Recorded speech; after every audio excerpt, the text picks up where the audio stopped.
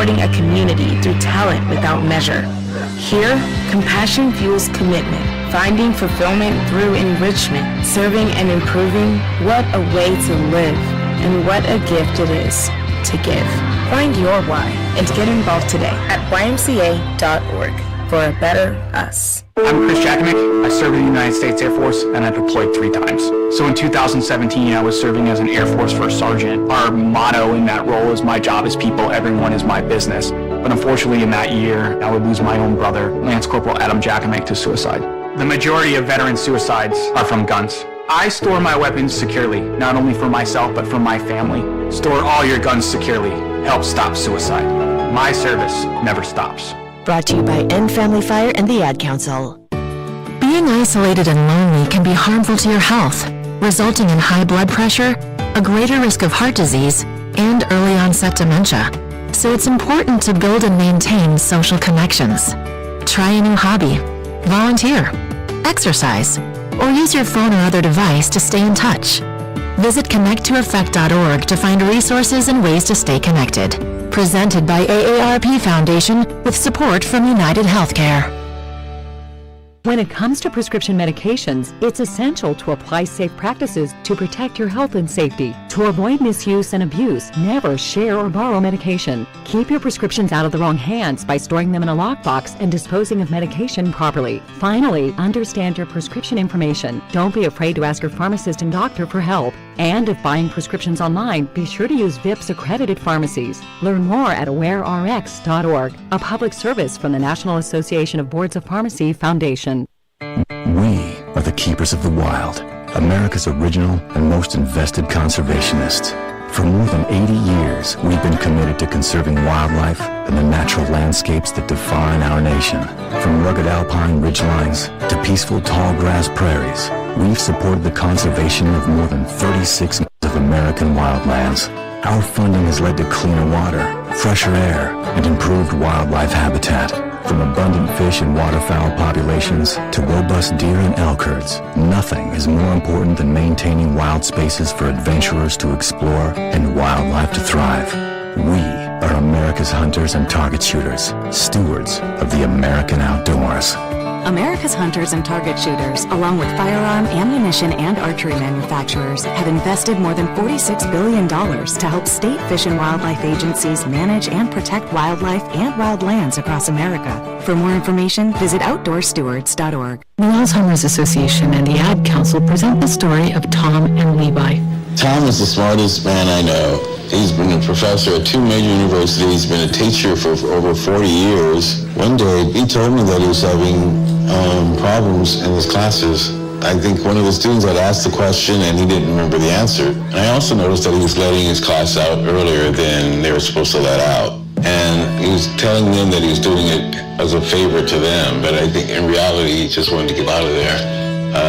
I was really starting to worry because I saw something was wrong.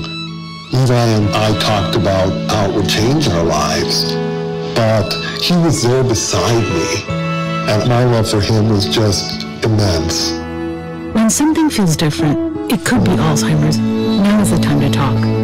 Visit alz.org/ourstories to learn more. A message from the Alzheimer's Association and the Ad Council.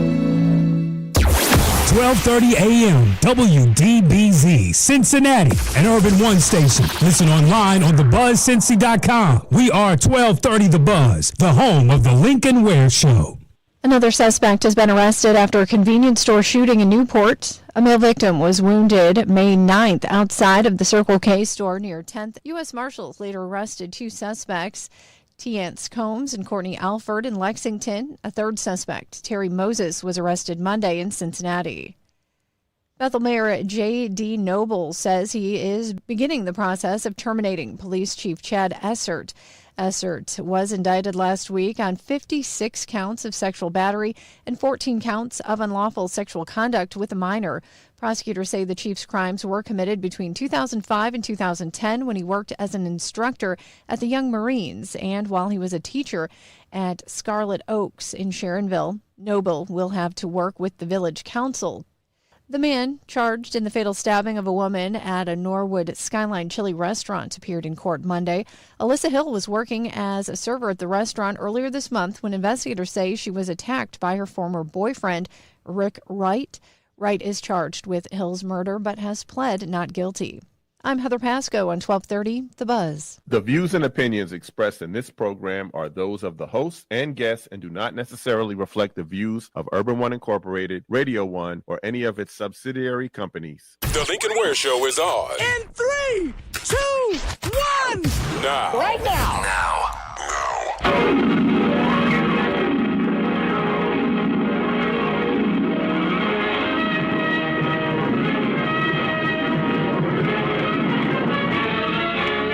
Than a speeding bullet. More powerful than a locomotive. Able to leap tall buildings at a single bound. Look, up in the sky. It's a bird. It's a plane. Lincoln, Bobingan, Bonana, Pineapple, Fingan, Feed, Fine, Momingan, Lincoln. They say this cat Lincoln is a bad mother. I'm just talking about Lincoln.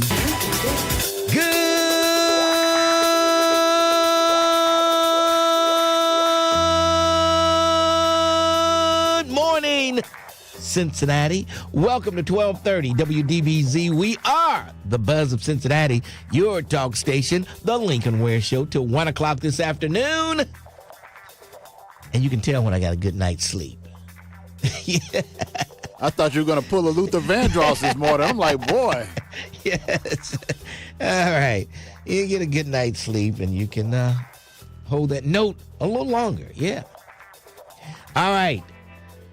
There's a lot going on around the tri-state, the nation, and the world. It is Tuesday, and looks like one person from Cincinnati was going to try to blow up Trump in his little wrestling match they had there.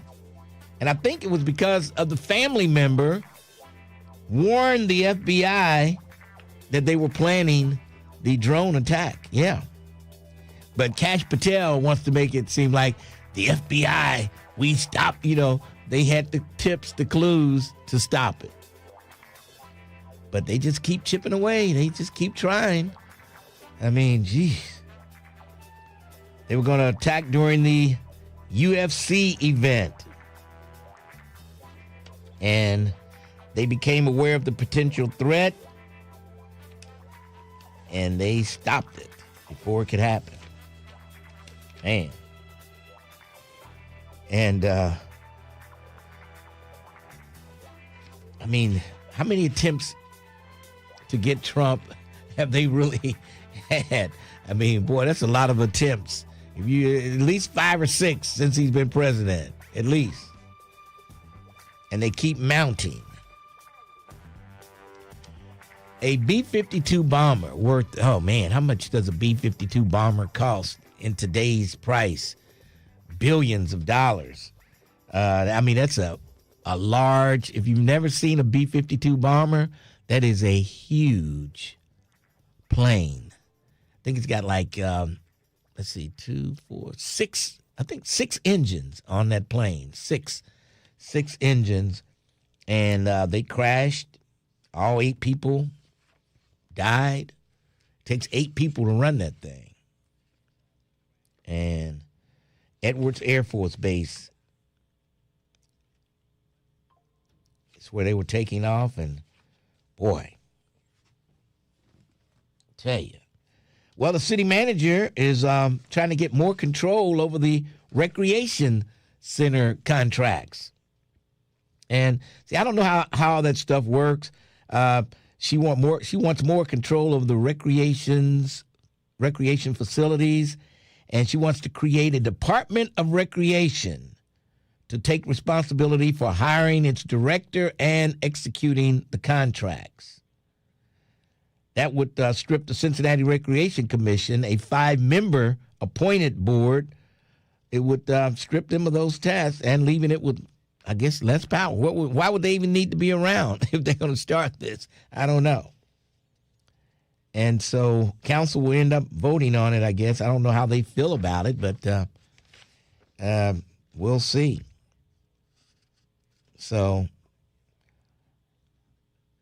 but the director of the Cincinnati Recreation Commission, Daniel Betts, would not be affected.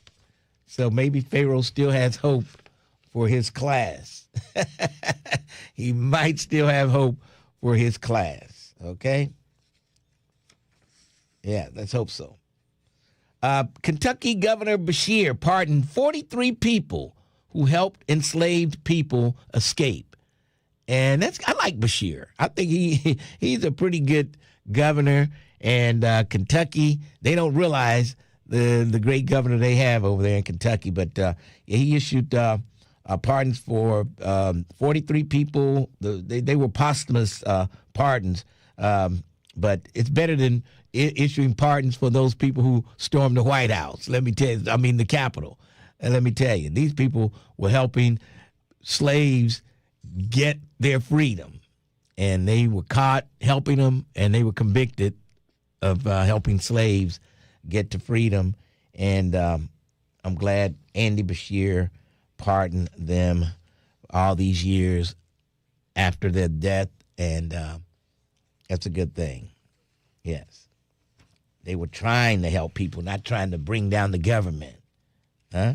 Well, it looks like Serena and Venus are going to team up again to play doubles. Yeah. And I wish each one of them would pick a younger person to play with them. That's, you know what I mean? I just don't know how they, will they be able to make it? Both of them up in age. I thought each one of them would need to get a younger partner to help offset some of that speed that these younger kids are going to have that they go up against. So we'll have to wait and see. Hey, I never discount the Williams sisters because they can do it. Let me see what's going to happen. Yeah. Yep. So, together they won 14 Grand Slams in doubles. Yeah. Including 6 at Wimbledon. And, when you mention the Williams sisters, they got the credentials, that's for sure. But we'll see what happens with that. Let's see the reflecting pool. Donald Trump was going to fix it. He says Obama messed it up. He's blaming Obama because it's looking green now instead of clear. So I don't know. Trump always blames others for his mistakes. He came in and he was going to fix it up and do all this stuff, hired some contractors from the East Coast. And according to the New York Times, the pool repairs cost $13.1 million. And the reflecting pool is still green. So it's going to be red, white, and green instead of red, white, and blue. So apparently, Mr. Ware, the paint job that was done is causing the algae to return even faster than it was before. And apparently, the pool was designed to be a reflecting pool anyway. Mm-hmm. So he just screwed everything up. Yes, he did. And we got to pay how much money? He said it was $13.1 million. Oh, boy, I tell you. Oh, now, this is a sad story. I don't know if you saw it. It was on Entertainment Tonight, Inside Edition, and it was on NBC News, where this lady was doing a bungee jump off this bridge, and, they pick her up, they pick the person up, and they throw them over. Somehow, somebody forgot to attach the bungee cord to the woman. And they threw her over the bridge to her death. No cord. She was out, stretched out, ready to be pulled back up, and boom. And then the guys that threw over, they didn't know what. They was in shock. They ran. They started running. They caught them. They caught the guys. And then they say her boyfriend or fiance, they say he was just in total. They had to take him to the hospital because he was like, he couldn't believe what he just had witnessed. But I cannot believe nobody just looked to check to see was the cord connected to her body. I mean, not even she checked it. I don't get it. That's the first thing I would check. I know. Well, first of all, I wouldn't go bungee jumping, but if I were, that's the first thing I would check. Okay, this rope strong enough? Is it connected? God. I need to double check this and thing. you could just see them. They had the video on her. Everybody was talking. They lifted her up, and everybody's, you ready? Okay, let's go. And then run and throw her off to her death. Oh, my God. Oh, jeez. Oh, man, that's just a horrible death. Can you imagine you thinking you're okay, I'm going to get pulled back up. Yeah. And it never happens, and you just hit the ground and you're gone. Was there staff there? Shouldn't there be someone there checking these things? They said they don't know who was responsible. None of them knew who was responsible for making sure it was attached. They got them all, and who's responsible? I don't know. Nobody knew. So they should all fry. I think so. Jelly Roll and his wife have filed for a divorce. And when they first got together, I'm like, okay, she's this blonde, shapely, big busted woman. You know what I mean? and Jelly Roll's weighing almost 400 pounds, tattoos all over his face. And I'm sure she was in it for the money. And maybe she's ciphered off enough money for her. I don't know what, but they're getting a divorce. I never thought I could put them together anyway. But I'm like, how did he end up with her? I guess because he's famous and he sings and he's making a lot of money, and she's with him for the money. But geez. I am looking at a photo right now, and you're right. What in the hell? Did he kidnap her, or she willingly went to marry this guy? Oh, boy. I don't. She had to be in it for the money because, when they married, he weighed 400 pounds at least. At least. Man.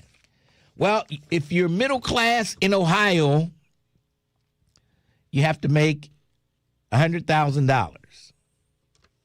That's what they say. To be middle class in Ohio, said you would have to make at least $48,000. Any household income above $144,000 would be considered upper middle class. The study. So, I guess if you and your wife make $100,000, then you're middle class in Ohio. That's what the study says. So, if you're middle class or maybe upper middle class. Rashee Rice is going to be released from jail. Remember Rashee Rice? I think he played for Kansas City. He used to play for Kansas City. But anyway, he was, Kansas City. He missed minicamp, but he'll be out of jail in time for the regular practices. He was required to serve 30 days after testing positive for THC. He had been sentenced to 30 days to be served at his discretion over the 5-year term of his probation. Yeah. And Rice ultimately was permitted to exit the facility to rehab a knee in which he had surgery shortly before his incarceration. The court allowing it was entered on May 28th. He also moved from an isolated cell into the general population at his lawyer's request. So I guess he didn't want to be in the cell by himself. Made the time go by a lot slower, I'm sure. So he wanted to move to general population. I would beg to be in the cell by myself. I know you would. Boy. Don't let me out there with those animals. Well, he probably was a hero out there. You know what I mean? They probably thought they was with the big celebrity, and, they probably talked a lot. Time went by a lot faster, I guess he said, just keep on talking. Right. Keep your mind off of anything else. Yeah, so, and I don't think it was a prison. It was more like the Justice Center. Yeah, it wasn't prison. Now, prison, he probably would have wanted to be in an isolated cell. Yeah. Yeah, he would have been begging for that isolated cell if it were prison. But no, it was just something like the Justice Center where you probably don't have to worry about that kind of stuff that much. down there. I don't know. I never know. I haven't heard any reports coming out of the Justice Center. I don't know. We'll have to check with Kyla Woods and find out, have there been any assaults, sexual assaults at the Justice Center. I don't know. All right, let's take a break, and then we'll come back. 513-749-1230. Lincoln Ware with you. 1230, The Buzz. Lincoln Ware is on demand. On demand. That's right. Listen to the Lincoln Ware Show when you want. Oh, I like that.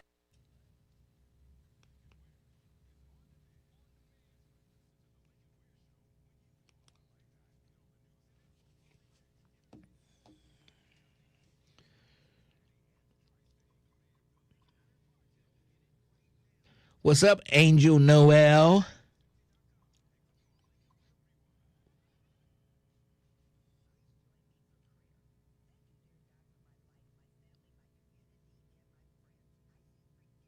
What's up, MS Pittsburgh? Ms. Pittsburgh?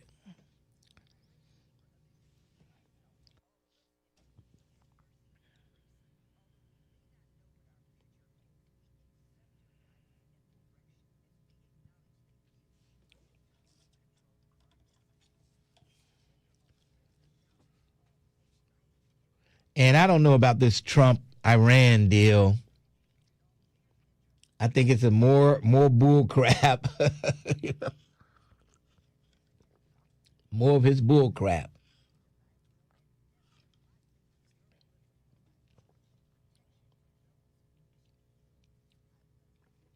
Somebody said sexual assault definitely happens in the JC.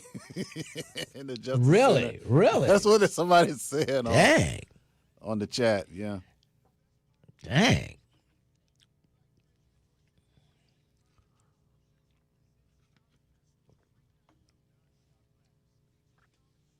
I mean, how long can you stay at the Justice Center without going to prison? I think, is it 90 days? I don't know. Is it a year? I don't know. Maybe I don't know how long you have to stay there. You can stay there. I don't know. I don't know either.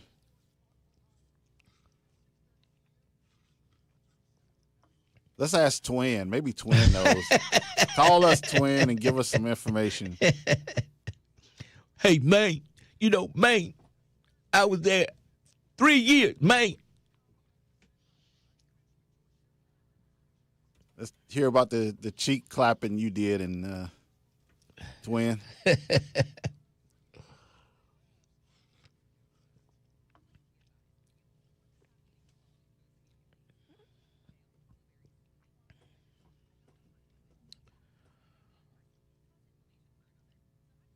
The real Terrence Howard had his Lincoln Ware Walking Club shirt on early, and now he's got his hoodie on. He got cold over there.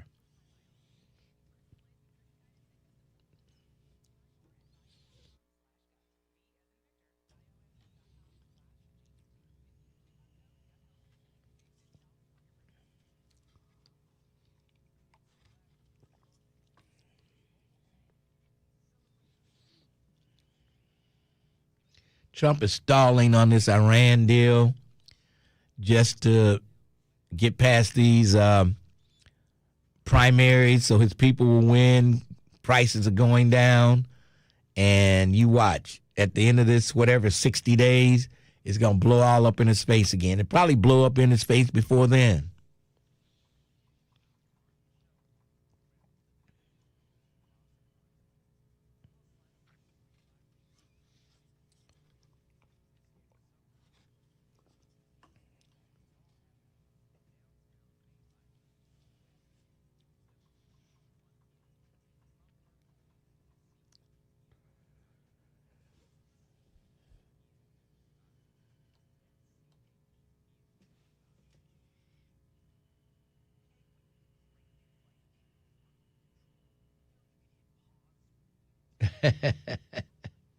Pharaoh called into the city manager and voiced his displeasure with Cincinnati Recreation Commission.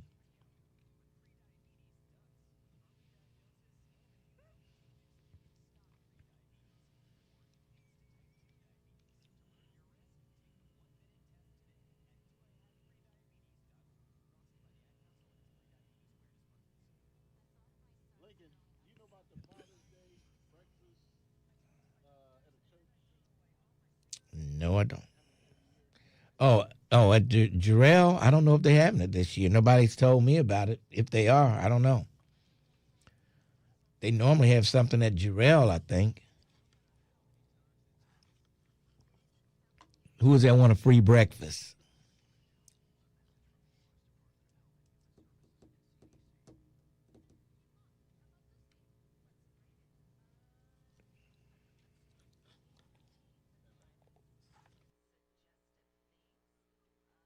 Summaries that tell you what's actually in the game.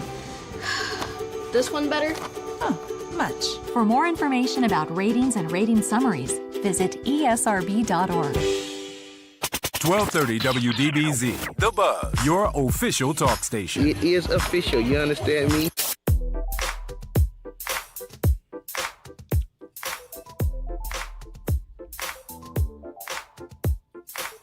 .1230 WDBZ. Lincoln Ware with you. And the real Terrence Howard, he's doing his best. He's doing his best with the music we have to work with on YouTube. Yes. All right, 513-749-1230. Let's go downtown to the Crime Stopper headquarters and check in with Detective Tiffany Green. How are you today? I'm good. Good morning, Lincoln. How are you? I'm hanging in there, hanging in. What's going on? Who are we looking for? Nothing is going on this morning. And Cincinnati Police District 3 is looking for Michael Mitchell. Mr. Mitchell is wanted for felony strangulation and misdemeanor assault. On June 10th of 2026, during a physical altercation, Mr. Mitchell bit the victim and punched the victim in the face, then choked the victim until they lost consciousness. Michael Mitchell is a male black. He's 36 years old. He's 5'6" and 190 pounds. Michael Mitchell has a criminal history of drug offenses, endangering children, and was last known to live on Hudson Avenue in Evanston. Cincinnati Police District 2 is looking for Christopher Smith. Mr. Smith is wanted for breaking and entering. On June 11th of 2026, Mr. Smith knowingly entered the employees area at the United Dairy Farmers store to conceal cigarettes. Then Mr. Smith went behind the counter and took a dozen of cigarette cartons, placing them in a garbage bag, and walked out of the store without paying. Christopher Smith is a white male. He's 45 years old. He's 5'9" and 190 pounds. Christopher Smith has a history of drug offenses, receiving stolen property, and theft, and was last known to live on Spring Grove Avenue in Camp, Washington. Listeners, if anyone has information on where police can find Michael Mitchell or Christopher Smith, please call Crime Stoppers at 513-352-3040 or submit a tip online at crime-stoppers.us. All right, I know a Michael Mitchell, but it's not that one. It's not that one. And every day we get somebody on choking somebody. What is going on with this choking nowadays? We talked about it. I know. People are angry. It just happens every day, it seems like. Yeah. Unbelievable. They keep their hands to themselves. Oh, and by the way, every Crime Stopper reporter has to come on the TV station. You haven't made your visit to my TV show yet, so you're due. I'm due? Yes. Okay, we'll work on getting that together. All right, we need photographs and stuff like that, too. If you got, I don't know what kind of photographs you would have, but anyway, we'll figure it out. And we'll set up a Wednesday evening for you to come by, Local 12, and we'll get it together. Star 64. All right? Alrighty. Okay. Sounds like a plan. All right. There we go. That's Detective Tiffany Green from Crime Stoppers. Yes. I meant to invite her to the Pike 2 live broadcast. Yes.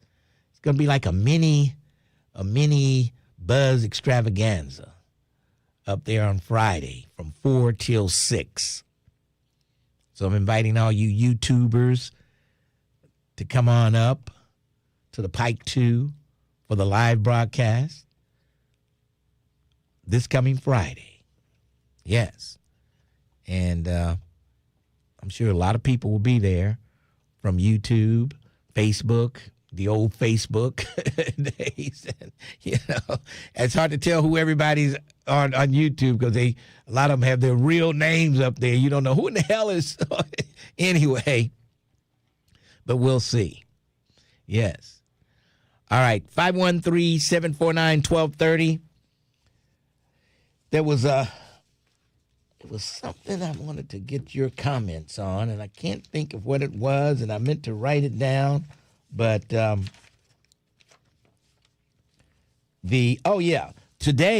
I think it's today they're going to have the city and public schools going to have a joint meeting today. Yes, Cincinnati Public Schools and the city of Cincinnati going to talk about how to keep kids safe during the school year. Yes, so that should be good. I'm sure they'll talk about the bus transfer stations and crosswalks and all kind of stuff. So that should be pretty good. That should be pretty good. Oh, by the way, and Tierra Powell, yesterday, who was the guy called yesterday? Stanford. And, he's always, they cited us. We couldn't get it fixed. They took the property. We couldn't get it fixed. So Tierra Powell, all kind of places that has money for people to fix up their homes. People to fix up their homes. So Tierra Powell is going to call me today, and she's going to give you some of the places where you can get some help fixing up your property if you've been cited by the city of Cincinnati.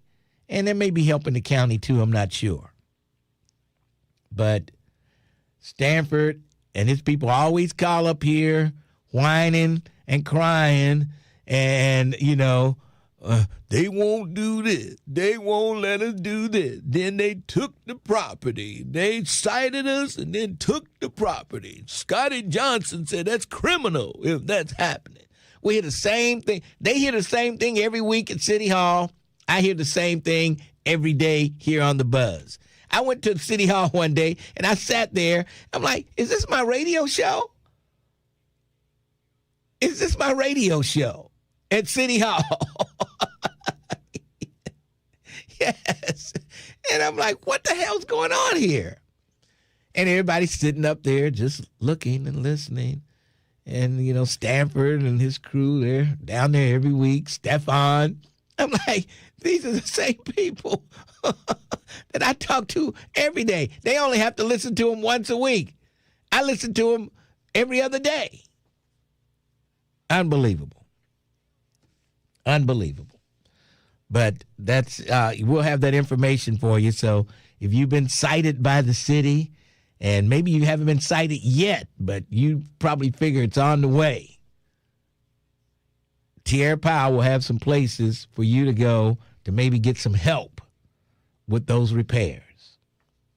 And that's what we do here on The Buzz. We try to get you the information that you need to live a useful life, a helpful life, a long life, without any stress. Without the stress. That's what we do. All right, right now what we're going to do is take a break, and then we'll come back. And don't forget, if you have a request for the Sunday Soul Classic, for our Sunday Soul Classics every Sunday, call 513-679-6028. And we've been getting some pretty decent requests coming in there, and we'll try to get them on. We'll get them on for you. Let's take a break. 12:30, The Buzz. Looking for a podcast that delves into the intricacies of love and relationships? Look no further than Dear Future Wifey. Whether you're single or in a relationship, this podcast is the perfect place to engage in thoughtful discussions about relationships. Join us on a journey of exploration and recovery as we explore the world of love and discover the secret.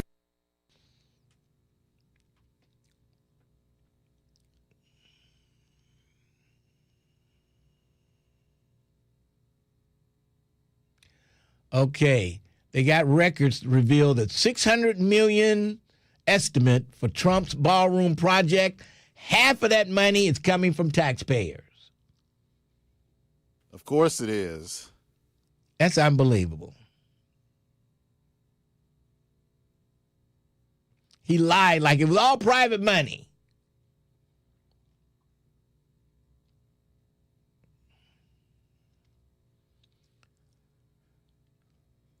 It's just crazy. Absolutely insane. And how this guy he's going to bankrupt the United States before he leaves office.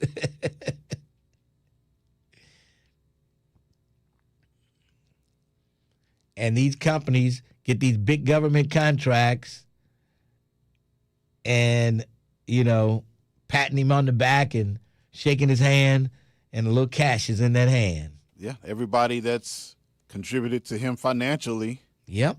They get all that money back and more. Yeah. From our pockets. Unbelievable.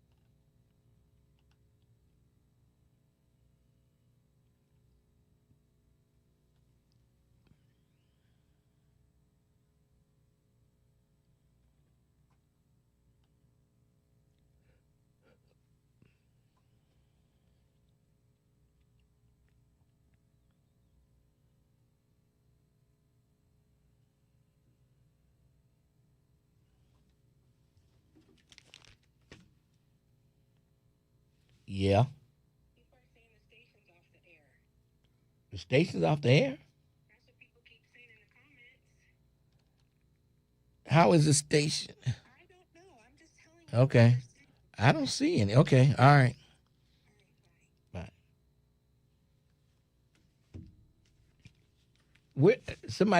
Tamiko said somebody said the station is off the air, not YouTube, but the station.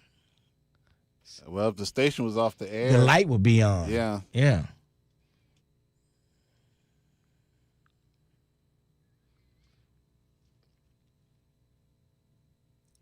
Oh, Brent Beard, I can always count on you. Uncle Lincoln, it looks like you're using the same orange makeup foundation that Trump uses.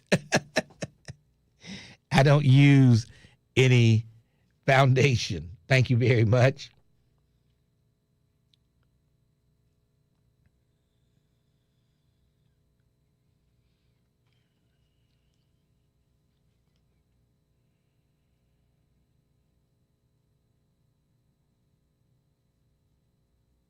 Well, you couldn't tell whether the station was on the air by listening to Alexa. It's not controlled by whether you have to be listening to 1230 on your radio. We are the Buzz of Cincinnati, your talk station.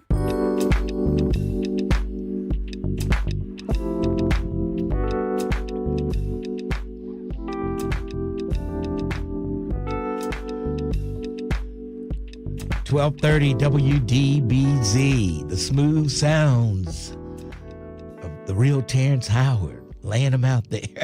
1230 WDBZ, the Buzz of Cincinnati, your talk station. It's Lincoln Ware with you. And I think we got a cut from my good friend. I'm starting to like Marjorie Taylor Greene. I never thought I'd say this in my entire life, but I'm starting to like Marjorie Taylor Greene. Let's hear from her. In the U.S.-Iran proposed peace deal that is supposedly going to be signed later this week. This is after we've been told at least 38 to 40 times that there's going to be a peace deal, but supposedly there's one. There is an agreement that there will be $300 billion be given to Iran for reconstruction and investments for Iran. Now, I'm assuming this comes from the American taxpayer, and I want to tell you that's a bunch of bull. This is a war that Americans did not support. As a matter of fact, we said no more foreign wars, and that's what we voted for in 2024. Well, Trump decided to bomb Iran and go to war against Iran on behalf of his good friend Bibi Netanyahu in Israel, and he's on record saying that he did this for Israel, while he claimed that it was to stop Iran from having a nuclear weapon. By the way, former DNI Tulsi Gabbard told Congress that Iran was nowhere close to having a nuclear weapon, and so did other nuclear regulatory agencies, said Iran was nowhere close to having a nuclear weapon, but Trump went ahead and bombed them anyway. Well, this cost Americans approximately $2 billion a day and depleted much of our weapons and ammunitions that we need for our country's defense. But let's add on to that. What else did it do? You know what it did? It drove the cost of gasoline that hurt the average American citizen. Drove it to over $4.50 a gallon, drove diesel up close to $6 a gallon, and much higher prices if you live in states like California. So not only have Americans already paid the price at the pump, also including inflation went up. We've been paying $2 billion a day for Trump's war in Iran and Israel's war in Iran. And now we're getting told that we may have to pay an additional $300 billion to rebuild what Trump and Netanyahu decided to bomb. This is a bunch of bullshit. Okay. Boy, Marjorie Taylor Greene is, and she's telling the truth. I mean, he put too much emphasis on this bomb. You know what I mean? They were right there, ready to go. And nobody checks this guy. Nobody checks him. And he was determined to bomb Iran. And I don't think they were anywhere near where he say they were. I don't think they were near where he say they were. He's so obsessed with President Obama. He's so obsessed. That was the first thing. He didn't do it right. He's a low IQ individual. I mean, things were going pretty good under Obama's agreement he made with them. I thought things were going okay. It was excellent, but because he's a black man, he didn't do good enough. Yes, he didn't do a good job. That's why he's ready to take over Washington, D.C., because a black woman is getting ready to win the election for the D.C. mayor. Now he wants to take over D.C. Well, he's running the country, the whole country into the ground. Who would want him to take over D.C.? Yeah. There's Owen. He's going to the transmitter. So, yes, we are off. Yes. Thanks for that, folks. Yeah. See, we can still be on. Somebody said, well, if you're off, how are you?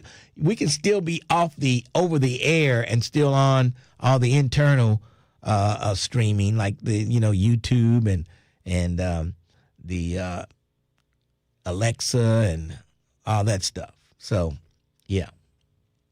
The app is still on. If you got the app, we're still on there. But so now, Owen, this is his first mate. Is Rob gone yet? Rob, I think maybe a week or so, okay. I think. Yeah. Okay. This will be his first job alone. Oh, boy. To get the transmitter back. Oh, boy. Okay. Oh, boy. So, Brent Beard. Brent has too much time on his hands. Yeah. Too much time. See, Tamiko was right. Did Lincoln admit to being wrong?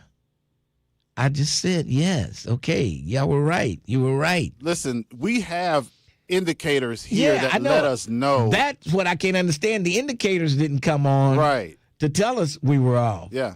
That's what I don't know. Yeah. I don't know what happened. Yeah. So maybe he needs to go back after he gets it back on, figure out why we weren't notified. Right. Because there's lights that go on when we're off the air. Yeah. Every station in here, if one of the stations off, the lights go on everywhere. Lights, alarms. In the studio that's off, there's an alarm that goes off, an audible alarm that you can hear, and the light flashes that we can see. So I don't know. Something's not working. Okay. None of that is working, but we're off the air. All right. Let's move along. 513-749-1230, Lincoln Ware on a Tuesday. Rick Jr., what's on that feeble mind of yours today? How you doing there? Long time no here. No time. It hasn't been long enough, Rick. hey, listen. Now you were talking about power failures and stuff around your station. You know, a lot of people don't realize that if you have one of those power generators in your house, without the fail-safe system that shut it down unless you disconnect it from the outside line, you could actually say you have a power failure in your house or in that neighborhood, and your power generator, it'll automatically come on. Well, if you don't have that disconnect, that power can go back out through your house into the neighborhood. So I think I told you about this before. Yeah. So what did you couldn't have called to talk about that because you were on the line before we even brought this up. So then you come with this. So you had to have something else on your mind. I wanted to talk about the MOU with Trump, the Memorandum of Understanding, which is useless over there in the Middle West. That thing is not worth a piece of oil. I know it. But he's doing this. Prices of gas are starting to go down, and the stock market is up. He's playing with people. He's playing with us. People. When are people going to realize that? Well, one thing that that idiot, the defense secretary, they could have used this thing to test their weapons, test the U.S. weapons, which is what they did over in the Middle East under Bush. I mean, because I was there for they used to do that. I mean, they could actually use that war as a test bed for development of new weapons, but they're too stupid to do that. I was trying to get you. You were talking about those old discos, and I wanted to tap in on that. Do you remember Michael Tansley? Michael who? Tansley. No. The King Quick brothers. Oh, yeah. That's right. King Quick, the quick in, quick out. It was one guy. It wasn't two of them. It wasn't, they weren't twins. Yeah, it was just one guy. Yeah, I met him in that club that was up there, but he was close to that guy that owned that club up there on Montgomery Road. That was Mr. Kelly, Pete Kelly. Yeah, doctor. I mean, Mr. Kelly. Okay. I have to get in your brain and have you remember all the stuff you called to say. I'm getting too old to do this. I can't speak for you, Rick Jr. Go ahead. You remember when Kelly's was the hole in the wall before they remodeled? It was the Bonnevilla. It was the Bonnevilla before Mr. Kelly's. That was the little small club. They closed the Bonnevilla down. They built Mr. Kelly's and closed the Bonnevilla down. I mean, KT's Den. You got me. KT's Den is on Vine Street. It was on Vine Street. Do you remember when they first opened up? It was like a little hole in the wall. Okay, now it's a church. Yeah, it was so small that they only had like 10 tables in there and had that little narrow walkway. But it was so friendly though. And then they remodeled. They started remodeling, and that's when the Green Monster came in there. Yeah, the green-eyed monster, not the green monster, the green-eyed monster. Yeah, the green-eyed monster. I don't Lord. think it until after they remodeled it. And you never mentioned Lucy's in the Sky or the club. Right down on 8th Street, right there at the Quality Inn Hotel. I thought it was in that Holiday Inn, the top of the Holiday Inn. It's the Quality Inn now. It was the Holiday Inn. I don't even think it's the Quality Inn now. But yeah, that's where it was, right across from where White Castle is located. And the favorite spot on Saturday night, that was the Arms Ballroom. Remember how people had fun in that place? Yes. It was Friday night and Saturday night at the Arms. Did you ever disco in there? I used to do live broadcast in there every Friday night from 10 to 11 and then from 12 to 1. Yeah, ballroom. Okay. And, Rick, the bartender's turning the lights on and off. Last call. Yeah, and but KT deal was that was where a lot of UC students used to hang out. It's because it was close to UC. What was close to UC? KT then. It's not close to UC. It was close to Glenwood Avenue, right there. It was on Vine Street, right across from the cemetery down there. What are you talking about?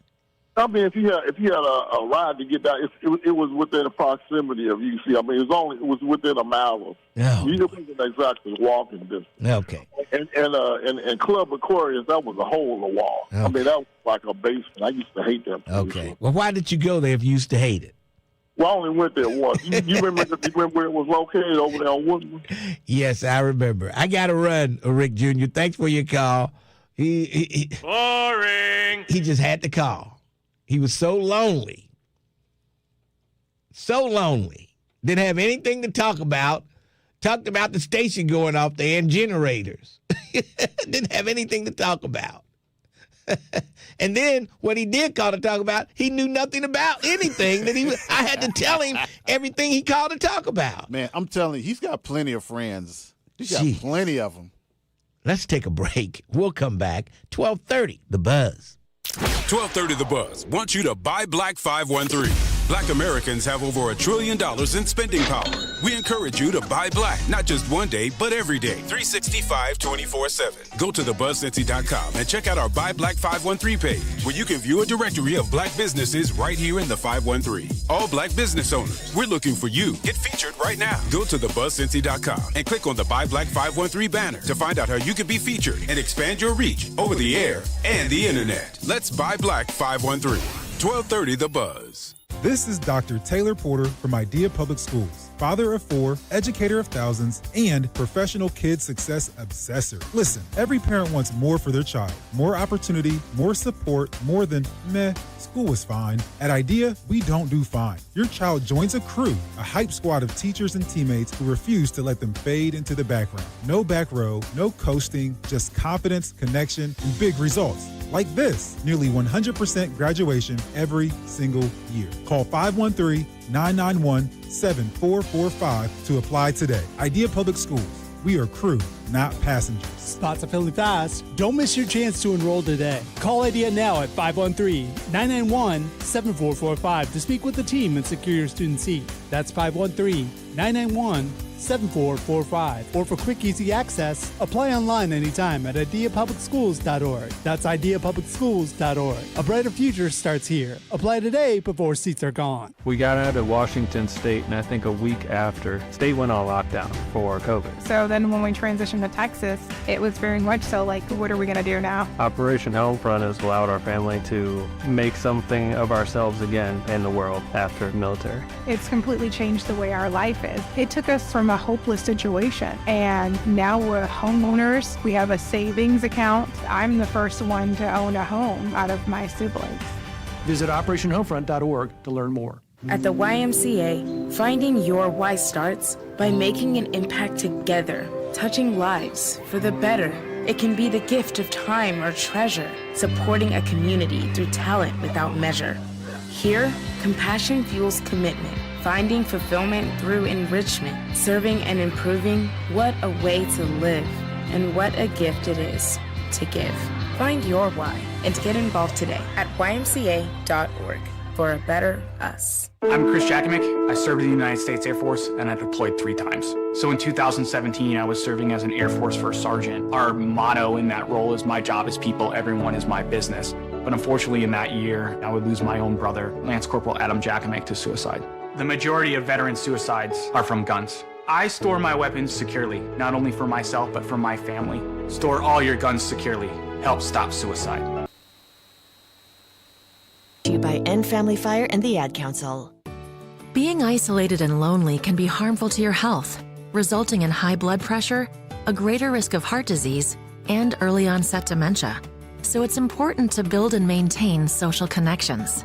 Try a new hobby, volunteer, exercise, or use your phone or other device to stay in touch. Visit connecttoeffect.org to find resources and ways to stay connected. Presented by AARP Foundation with support from United Healthcare. The views and opinions expressed in this program are those of the hosts and guests and do not necessarily reflect the views of Urban One Incorporated, Radio One, or any of its subsidiary companies.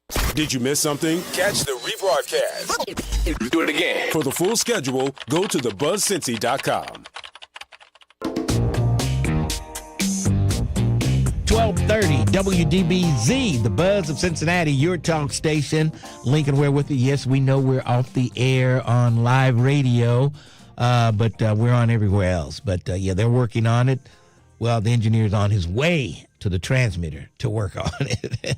And we'll see what happens. We should be back on within the next, I'm going to say 20 minutes.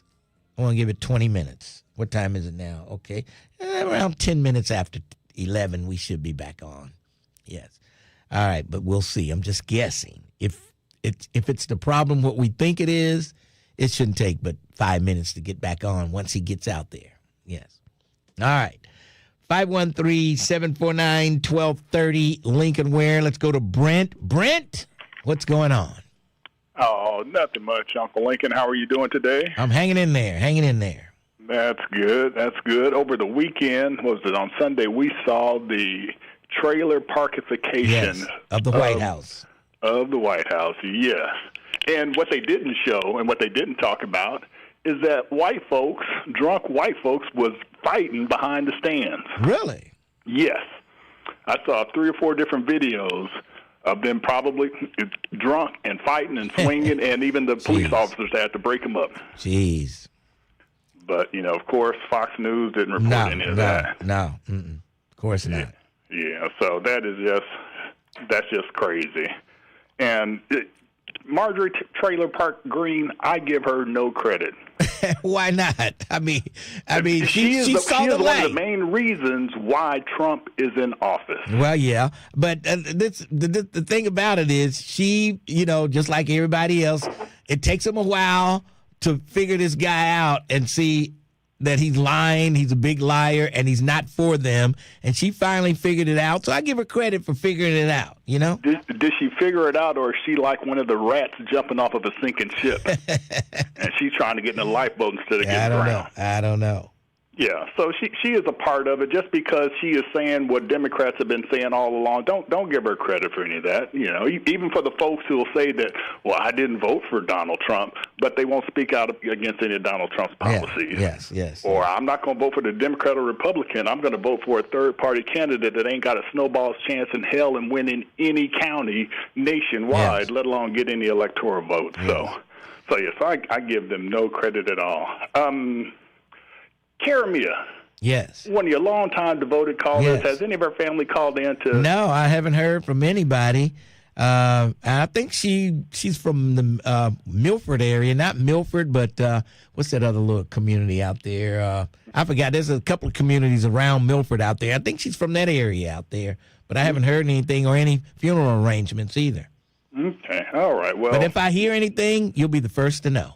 Thank you. And let other folks there know, too. Yeah. I know nowadays they do funerals online, which is helpful for people who live in other places. Because even though I joked her about some of the things she used to say, and her sounding to us online, she sounded just like Lady Shay. Yeah. She was always a sweet lady, and her heart was in the right place.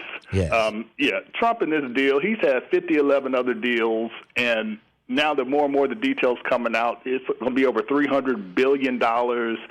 It's an even worse deal than what Obama had, and you can't trust that man for nothing. But there are people and grifters and just flat-out dummies who will hold on to him and defend him to no end, because anytime anything is brought up about the President of the United States, which we should be talking about it, all the stations should be talking about it, talk about politics, you always get the same dumb triumvirate of folks who come in and will defend him to no end. Oh, yeah. And we know who those people are on this side for sure. Oh, yeah. One of them just refused to use his dental services. And for the last thing, for the mini extravaganza, to all of Lincoln's loyal senior listeners, man, grease up the wheels to those walkers and manual wheelchairs and get your canes out and come on out and support Lincoln. He really loves it. He appreciates your support. Now, not that the Pike 2 is not wheelchair friendly, but I wouldn't advise, if you got a wheel, I wouldn't advise you to try to come out there for that one. Oh, man. No. They love you, Lincoln. No. You should love them back. Thanks for your call, Brent. Unbelievable. All right. Oh, boy, Miss Louise. How you doing, Miss Louise? And belated happy birthday to you. Thank you. I'm calling from my son's phone. Oh, your son's phone. Okay. He finally let you use his phone to call in. I haven't heard from you, and I don't know when. I know it, but I'm going to get this phone straightened out because I'm going to start by calling in. All right. What are you now, 96? 90. I was 96 Sunday. Unbelievable. Unbelievable. And I had my birthday dinner down at Dean. Really? Okay. Okay. It was really nice. All right. Well, it was 5 of us, and we had a good time. Well, happy birthday to you. Now, you listen to us on the radio, right? Yes, I do, every day. So the radio is off now, huh? It's not working. It's not. Can't pick it up. Well, it can't pick the radio. I can't pick it up. Yeah, we're off the air. We're off the air. That's why I was saying you can't hear us. We're off the air. He's off there, more. Yes. Yes. Okay. Well, I want you to know I love you. All right. We love you here, Miss Louise, and it's always great talking to you. Okay, baby. All right. Bye-bye. Bye-bye. Thanks for your call. That's Miss Louise. She couldn't hear the radio anymore. She said, let me call, see what's going on. Oh, yeah. I've gotten about 35 calls so far. Oh, about us being off the air. Yes, yes. Oh, and guess what? We got a celebrity in the chat. DJ Jado. Jado is checking in there? Okay. What's up, Jado? Jado. What's his name on there? DJ Jado. Is it? Okay. Yeah. I don't see any DJ Jado. I don't see it. He's in there. Okay. He commented on Brent. Okay. Yeah. Well, Brent is a piece of work. Like I said, with friends like Brent, I don't need any enemies. None at all. With friends like Brent. Maybe David Herring will show up at the mini extravaganza Friday. David Herring. Yes. And I wouldn't advise Miss Louise to try to come out there. No. Well, turn on YouTube and you can see what's going on, Miss Louise. Yes. But yeah, she just celebrated her 96 years old and still going strong. Miss Louise. And she can't hear anything I'm saying about her now because we're off the air on the radio. Unbelievable. All right. Oh, boy. I must be living right. We had White Lion on and he hung up. I must be living right. All right. I'm reading here, 300 billion Iranian reparations, not one dime for African Americans. That's right. And coming up in a few minutes, Lydia Morgan to talk about the Juneteenth celebration that's going to take place over at Eden Park. Yeah. A long tradition of Juneteenth, even before Juneteenth became a federal holiday. She was doing it over there at Eden Park. Even when I was working at WCIN, she was over there at Eden Park. Let's take a break. We'll come back. 12:30, The Buzz. 12:30 a.m. WDBZ, Cincinnati, an Urban One station. Listen online on thebuzzcincy.com. We are 1230 The Buzz, the home of the Lincoln Ware Show. The man charged in the fatal stabbing of a woman at a Norwood Skyline Chili restaurant appeared in court Monday. Alyssa Hill was working as a server at the restaurant earlier this month when investigators say she was attacked by her former boyfriend, Rick Wright. Wright is charged with Hill's murder and has pleaded not guilty. Yesterday's hearing dealt with administrative issues and another court date was set for next month. Another suspect has been arrested after a convenience store shooting in Newport. A male victim was wounded May 9th outside of a Circle K. U.S. Marshals later arrested 2 suspects, Tiance Combs and Courtney Alford in Lexington. A third suspect, Terry Moses, was arrested Monday in Cincinnati. The Reds opened a home series against the Mets Monday night with a win. Cincinnati shut out New York 12-0. The series continues tonight with the first pitch scheduled for 7:10. Gas prices are continuing to fall in Cincinnati. AAA reports the average price of regular fuel locally is now $3.78 per gallon. I'm Heather Pasco on 1230 The Buzz. The views and opinions expressed in this program are those of the host and guests and do not necessarily reflect the views of Urban One Incorporated, Radio One, or any of its subsidiary companies. You're listening to The Lincoln Ware Show. Unbelievable. On your talk and information station, 1230 The Buzz.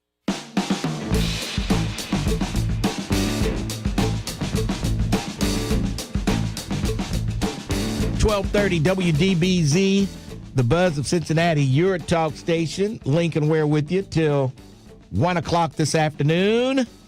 And in the studio with me, none other than Lydia Morgan. Lydia, welcome to the show. How are you today? I'm great. Thank you. It's good to have you on the show. And I only see you here. I see you once a year, and that's when we know it's Juneteenth celebration. Time for Juneteenth. Yes, time for Juneteenth. Tell us what's going to take place on Saturday and Sunday. And then you've got something going on Friday even also, don't you? What?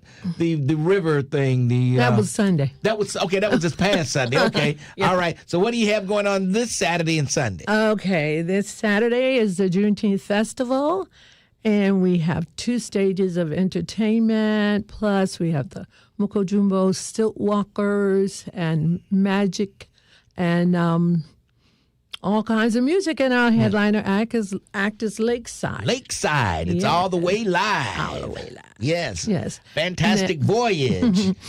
So Lakeside will be there, and then that's Saturday, That's right? Saturday, and then on Sunday, we have gospel and inspirational music for Father's Day, and we just have a whole host of local artists who are exceptionally good. I went to I Hear Music. Mm-hmm. I was just amazed at Cincinnati's rich music history. Oh, yeah. Oh, yeah. And we have great musicians, and many of them have received awards for their music, yeah. Oh, yeah. And so how long have you been doing Juneteenth celebration? How long? This is our 39th year. 39 years. Man. Yeah, you started at Eden Park, and then you went to Daniel Drake Park for a minute, and then you're back at Eden Park. Yes. I remember when I was at WCIN. Oh, yeah. We used to do the live. We had the generator. We used to do live broadcast out there. It was, it was a whole lot going on out there. Yeah. Yes. Was good. So, is it tough nowadays? It's tough to do these things, or are you having a problem with sponsors? We are having some good sponsors, but then we are not having as many sponsors as we have had in the past. Yes. And we need. Yes, right, definitely. Yeah. And, because you got to keep the Juneteenth celebration going. It's now a federal holiday. Did you ever imagine when you started 30-plus years ago, could you ever imagine it would be a federal holiday? Really, I hoped. I mean, I was dealing with, oh, my God, I've forgotten his name now, but he was out of Georgia, I think. And he was doing things to try to help it become. And then, of course... not Julian Bond. No, he was a minister. Okay. And he died young, very young. But it's the group is still going. And, of course, and then there's Opal Lee. Miss Opal. Yes. She's doing her part. And everybody else is too. Yes. And so now it is a federal holiday. Yes. And which... Donald Trump does not like. He's trying to get rid of it, But it's here, and there's nothing he can do about it. Yeah, I can't imagine. I couldn't have imagined this in my wildest dream. Yeah. I know. It's just to think all the years you've been doing this, and then all of a sudden it's a federal holiday now. Federal holiday, and it continues here in Cincinnati. And what time does everything start on Saturday? On Saturday, we start at 12, and we go till Lakeside is finished. Okay. Probably around 9:30. Okay. And then on Sunday, we start at 2, and we go till 6. Okay. 2 to 6 on Sunday. And who's singing Sunday? You've got the Charles Fold singers. Who's singing there on Sunday? On Psalms is there on Saturday. On Sunday. Okay. Did you say Sunday? Yeah, Sunday, yeah. Yes. Psalms is there, and just a lot of good groups. One of my favorites is Heavenly Doves. Okay. They are praise dancers. Okay. and they are wonderful too. There are some wonderful people there. And you have a lot of vendors there, of course? We have a lot of vendors. Can you think of any of them offhand, what vendors you'll have there? Oh, God. I know you have a lot of things for the kids there also. Oh, now that I can think of easily. Yes. We have a lot of things for the kids. We have petting zoo, and we have horseback riding. They'll be making... Yeah, they'll be making making tickets for Father's Day, and the kids area is really very good. And we have health pavilion, and there are a lot of informational things about African American health as well as everybody else's health too. Yes. We have a history pavilion. And we have the Tuskegee Airmen are back. And we also have the fifth colored troop. Okay. The reenactors coming back. Oh, okay. That should be pretty good. The Mokujumbu stilt walkers are back. And it's lots and lots of things to see and do and learn. Yes. It's always a great time, and parents, a great time for you to bring the kids out, let them roam. That Eden Park is a lot of room for these kids to run. It really is. Kids like to run. There's a lot of room for them to run out there. And nice places to put down a blanket and sit, have lunch with the kids or whatever. It's very, very good. Very nice place. I think we have 7 food trucks. Oh, 7 food trucks. Plus I know. Another 5 food booths. Okay. So there's lots of food. A lot of food will be there. So plan your Saturday and Sunday, or either day you can make it. You got to get out there. Get out there. And a lot of the great clothing, vendors with clothing and all types of things out there. Oh, we have one lady who's back. She does African clothing, and she had an accident. Something happened badly to her, but now she's back. She came. She is just amazing. I can't tell you. And one other thing we have that I thought was kind of interesting is someone who will take your words to someone. They'll take it in a song. They'll take it in a poem, whatever your words are. Oh, okay. And it's really a heartfelt kind of telegram. Okay. All right. So you just throw your words, things you want to say, and then they put it all together. They'll put it all together and take it to your loved one. Well, it sounds good to me, folks. Write it down this coming Saturday and Sunday at Eden Park. Juneteenth celebration. Get on out there and some great entertainment. Lakeside, I know Bill will be there. He loves groups like Lakeside. Bill will be there. And bring out there entertainment galore. And that's going to be right there at the pavilion there, the Lakeside. Some of the other local, we have Elevation. Okay. And we have Positive Vibe, Miss Jazz. Okay. Lots of good musicians. Okay. All right. It sounds good to me, Lydia. Always great to see you. You too. Appreciate you stopping by. Yes, all right. Thank you. Don't forget, folks, the Juneteenth celebration kicks off on this coming Saturday. So be there, and things will be great. All right. Thank you, Lydia. Thank you. All right. Let's move along. 513-749-1230. Lincoln Ware with you till 1 o'clock this afternoon. And let's see, somebody else celebrating a birthday, C. Smith. C. Smith celebrating his 91st birthday. C. Smith. Unbelievable. Happy birthday, C. Smith. All right. Let's move along. We got a couple other things we need to hit on.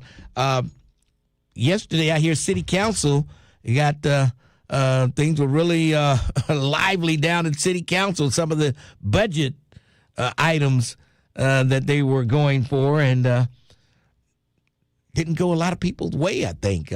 Some people wanted some things, and it didn't happen, and they'll keep going at it. J.D. Vance is going to be on The View today. I'm sure they're going to tear him a good one, maybe. I don't know. He's got a way of, trying to people want to come at him, but he's got a way of smooth talking his way past all that stuff and just get out clean. We'll see if he can get out of The View. What will happen to him when he's on The View? Will Whoopi Goldberg and the rest of the young ladies spank him before he leaves. We'll see. I'm not sure. But, of course, he's selling. He got a book. Got a book out now, so he's trying to sell that. So he'll be hitting all the spots. And we'll see what happens. Will Trump endorse it? I just got a feeling Trump is not going to endorse J.D. Vance. He's going to endorse, not Marino. What's his Secretary of State? Hegseth? No, Secretary of State. That's defense, Hegseth. Rubio.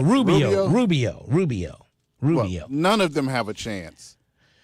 Well, I tell you what, I didn't think Trump was going to have a chance against Kamala, and we see where we are now. So, well, this is a different time. Yes, folks have seen what they're doing. Yeah, they've seen. People are jumping off the Trump train like crazy. You just heard from Marjorie Taylor Greene earlier. Even folks like Joe Walsh, he was he loved President Trump back in the day. He hates him now, which is shocking to me. Yes. Joe Walsh. Yes. A lot of folks are jumping off the Trump train.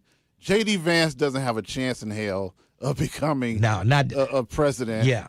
I don't know. J.D. Vance and Ramaswamy, I put him in the same boat as J.D. Vance and all of them. And I'm afraid if Amy Acton, her people don't get moving, we're going to be stuck with Vivek Ramaswamy as the governor of Ohio. His own party doesn't even like him. I know. He's not white.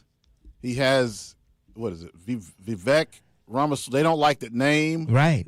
They don't like the fact that he's not Christian. They don't like, but he has a whole lot of money. He has a crap ton of money, and that's the only advantage that he has. Yep, money. And I'm afraid these folks, they're just like they're not ready for a female president. These rural people in these rural areas, they're the ones that don't think women should preach in church. And so, they don't believe she should be the governor of Ohio. And they'll go with the man that they know nothing about and that they hate really deep down inside. But they'll vote for him over a woman. I'm pretty sure they will.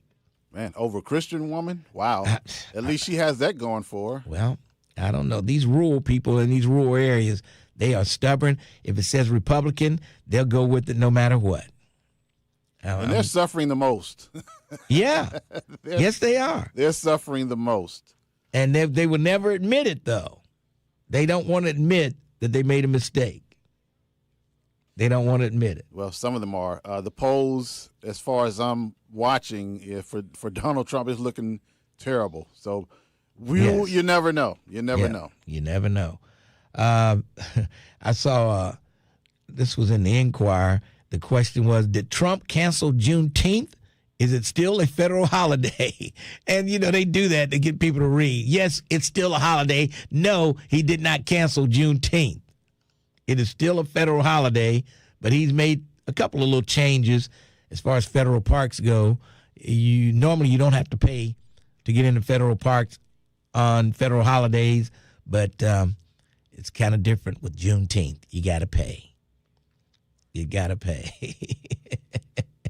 Despite Juneteenth being a federal holiday, Donald Trump removed Juneteenth from the National Parks Service list of free days. Yeah. So Juneteenth is still a federal holiday. Trump did not get rid of Juneteenth.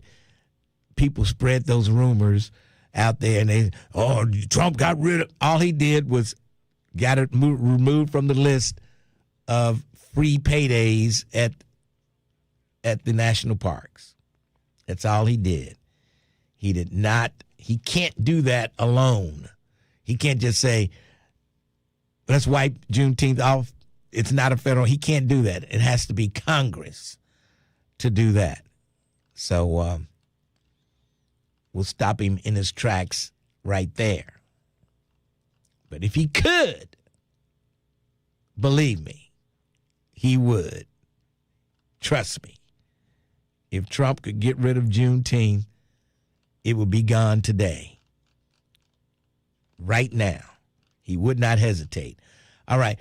Can you check to see if we're back on the air on the radio? Can you hit the...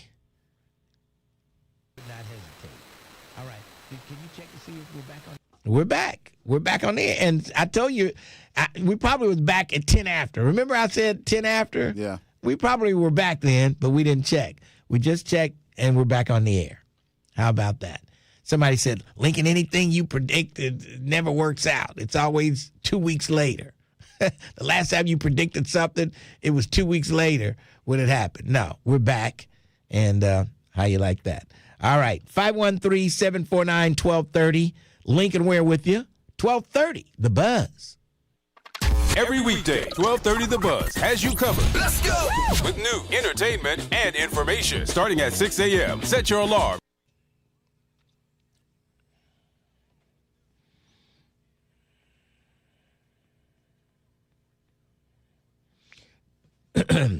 Donald Trump is not going to nominate little Marco.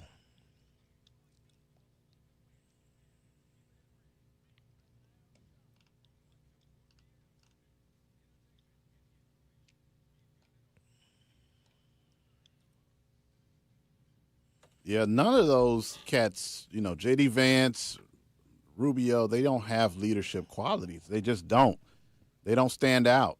There's nothing that stands out about him. Yeah, nothing. You're right. There's nothing that stands out. Pale, stale males, as they say. At least Trump, he has some charisma, at least. He may not know what the hell he's talking about when he's talking. Yeah. And he lies a lot, but he has a lot of charisma. So if you're dumb enough, you'd believe everything he says, but he'll say it knowing that he's lying or he just plain doesn't know. But he has charisma.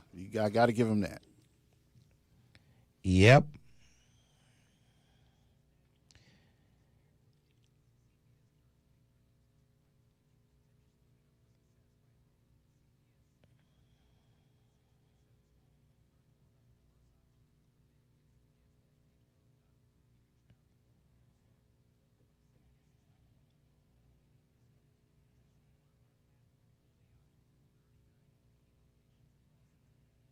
Oh, geez.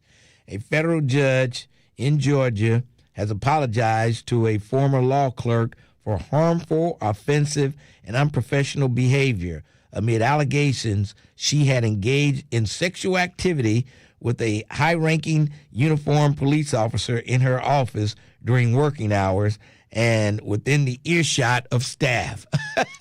Oh, yeah. They couldn't keep it quiet. They had to make some noise. Man, I read that story, and the comments were so funny. Oh, boy. The comments is so funny. And normally it would have been the other way around, a male judge, but this was a female judge. And now they're trying to impeach her. Oh, yeah, yeah.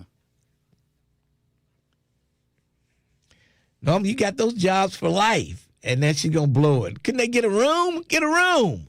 Yeah, she blew it, Lincoln. She blew it. Oh, boy.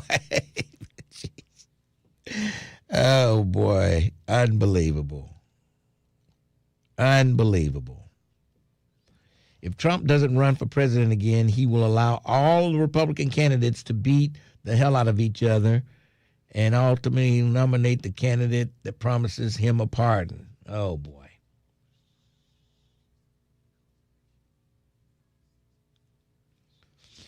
No one in his cabinet should ever try to become president. That's true, because none of them are qualified. They're not even qualified for their cabinet jobs.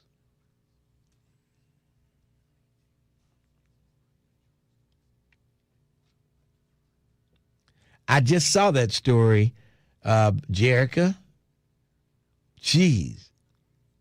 Oh, Lady C called in, but she didn't want to go on the air. What'd she say? I miss calling in. I want to call in so bad. I pick up the phone and dial, and I hang up. Oh, boy. Her lawyer won't let her call. Yeah. She said she got something going on. Yeah. Some court case. I said, oh, boy. Yep, she's suing Norwood. Really? For unlawful confinement. You know, they just snatched her up off the street and put her in a mental hospital. You didn't know that? Wow, no. I don't think you were working here then. Yeah. Oh, okay. Yeah. Oh, wow. Yeah. Yeah, snatched her up off the street.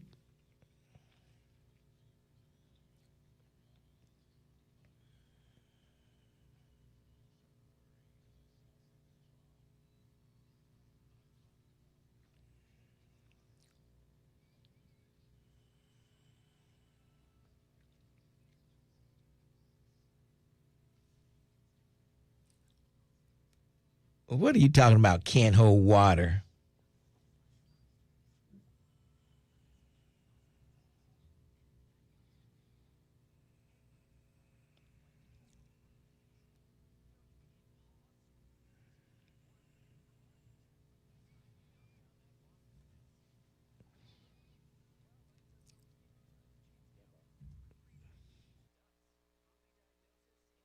At doihaveprediabetes.org. Brought to you by the Ad Council and its pre-diabetes awareness partners.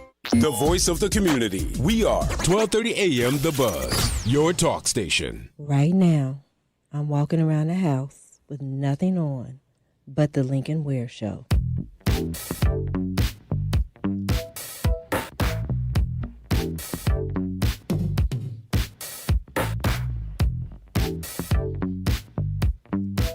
.30 WDBZ. Lincoln Ware with you. And it was sounding pretty good there, Terrence Howard. It takes a lot to find the songs that sound fair, you know, pretty good. Yeah, they're okay. But anyway, the one Cincinnati person arrested in connection with the with what federal authorities described as a planned targeted attack against the UFC event at the White House. Yeah, a Cincinnati man involved. FBI and other law enforcement agencies became aware on June 10th of a possible threat involving people outside of the nation's capital targeting last weekend's event. And then Patel said multiple suspects are now in custody, and the alleged plot was thwarted. Yes. He said the alleged plan included setting off explosives to cause an evacuation, drawing people near a team of snipers before a second wave would attack the White House gate, unnamed officials reportedly told Fox. Man, they had it really planned out, didn't they? Jeez. While the result represented the best of investigative work, it was also nothing out of the ordinary for this law enforcement team. Yeah, right. We are built to detect, to respond to, and bring to justice those who threaten the lives of American citizens. Man. So they were going to have explosions, and then when people were running, they were going to have snipers set up to shoot them. Man. Yeah, well, they pardoned folks that attacked American citizens. True. Yeah. Mm-hmm. Yep. Capitol Police. Yep. Yeah, they talk out of both sides of their face. Unbelievable. Sound tough. Unbelievable. I'm telling you, but seemed like they really had this thing planned. If they hadn't have been tipped off, I don't know what could have happened. They might have been able to get away with some of it, but they've got something to shoot the drones down. I think they would have some drones flying over it too. I don't know. They've got something to block those. But I don't know. It sounds like they had really thought this thing out pretty good and were going to make the attack. Man. Yeah, they're monitoring a lot of things online too. So be careful what you say online. Because they will take it seriously. You can't. I was just joking. No, they're gonna take it seriously. Ask Pharaoh about that. He'll tell you. He said something about Bush on the show, and the Secret Service showed up at his house. The Pharaoh said, "You want to take my class?" Like, no. You coming to sign up for the class? No, we're not. And he said they walked around, looked at his diplomas, his certificates, looking at everything. Is this man capable of killing the president? And then he said they put him on the no-fly list. So I don't even know if he's still on the no-fly list or not. I'll have to ask him the next time he calls. But he blames me. He said, I told them where he lived. I don't know where Pharaoh lives. I didn't tell them a thing. I didn't tell them a thing. Oh, no, they have ways to track you. I didn't. I mean, nobody came and talked to me. Yeah. Nobody in the Secret Service showed up over here. But, yep, he mentioned that one thing about Bush, and boom, they were on it. They were on it. I mean, like right now. And I think maybe it was the day before he was supposed to come to town, or I can't remember how far it was in advance before he came to town. But, yeah, they were right there talking to Mr. Pharaoh. Yeah. And he didn't even use his real name, Michael Burks. You know? Sweet Mike. He could have said, my name is Sweet Mike, not Michael Burks. I don't know. Unbelievable. And then I was looking at how New Yorkers act like you've had a championship team before. Why do they have to do all the stuff they were doing? That was hard. They set a school bus on fire, fighting.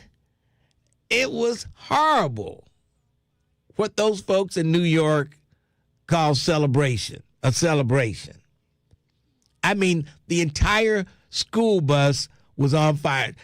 Fire coming out of every window on the school bus. It was, the whole bus was ablaze. It was. They are New Yorkers. I'm like, are y'all celebrating? Jumping on cops' cars, breaking the windows. It was.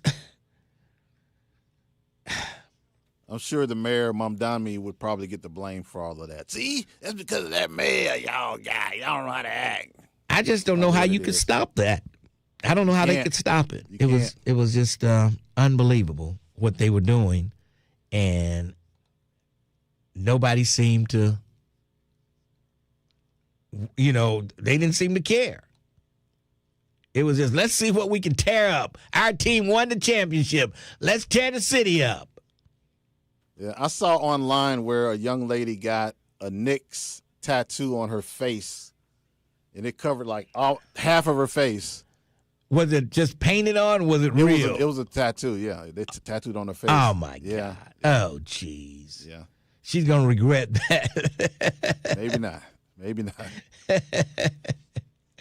Okay, Nat Turner said there are 8.5 million people in New York, but if you take the actions of a few and blame the whole city, sounds familiar. Oh, boy.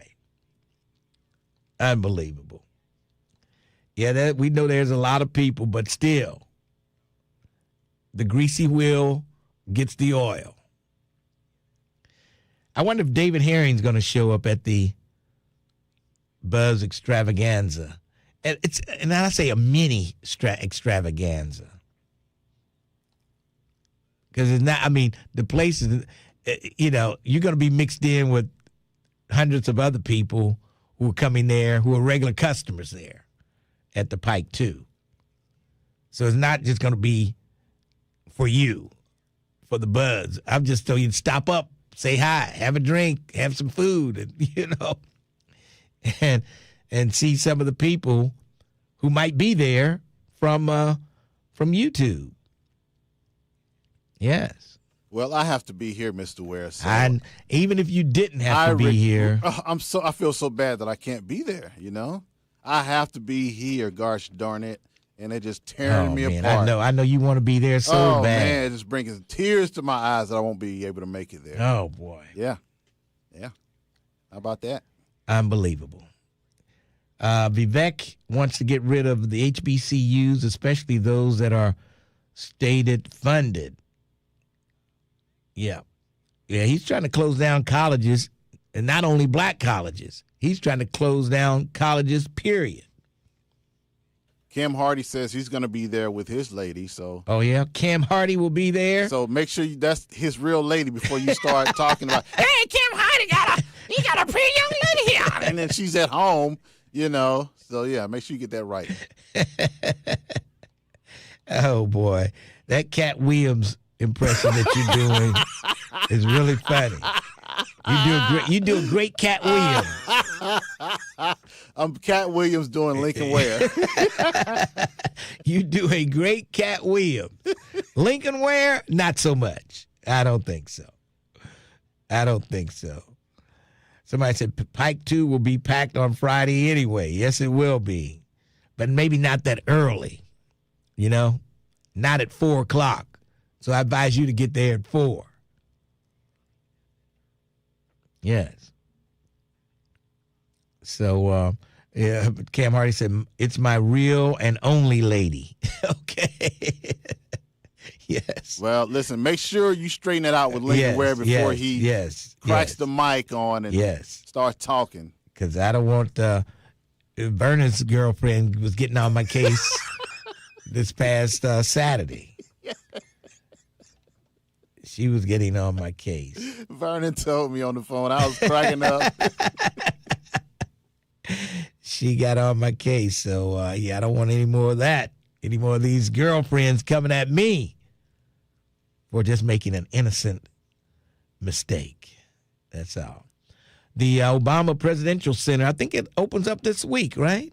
I think it's going to open to the public this week. They're going to have the big dedication. Up there on the south side. I think it's on the south. I just said that. I think it's on the south side. Everybody from Chicago, they always say that. South side? I don't know why. But anyway, I never heard Twin say that, though, so maybe he's not from the south side. But, there's a beautiful statue of Michelle and Barack waving. And those legs on Michelle does not look like man legs, let me tell you. She is not a man. Absolutely not. No. They did a good job, especially with the sculpture of her legs. They did a great job there. It's unbelievable. You're focusing a lot on her legs. Got a little muscle there. Yeah. I mean, these guys there do a great job doing this stuff. But, it's going to be a great tower. Nearly a decade has passed since the 44th president, making way for Donald Trump. His successor has tried to dismantle his legacy and routinely deploys his middle name as a suggestion of suspicion. Yeah. They do that all the time. Bill Cunningham does that all the time also. Barack Hussein Obama. Hussein. They like to throw that in there. Yeah, suspicion. Yeah. And it's just crazy how they do that stuff. They do it on purpose. And who was it? What's the guy? McClain. Remember when he was running and he came into Cincinnati and Bill Cunningham introduced McCain, and McCain got mad because Bill Cunningham said, he's going to beat Barack Hussein Obama. And McCain, he didn't acknowledge even having anything to do with Cunningham. Slapped him down big time. Yeah. That was beautiful. I miss John McCain. He was one classy dude, man. Yeah. Yes, he was. And they dogged him out.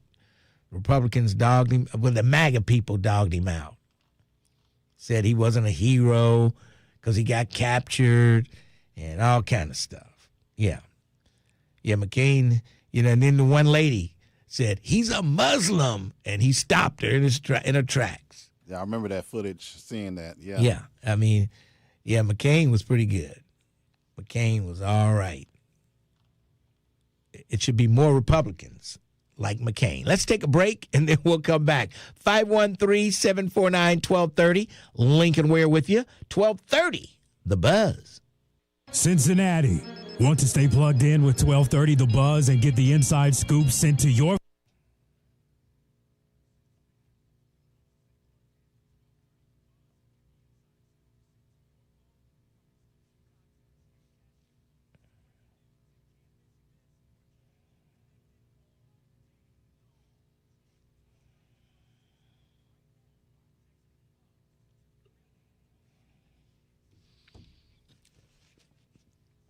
All right.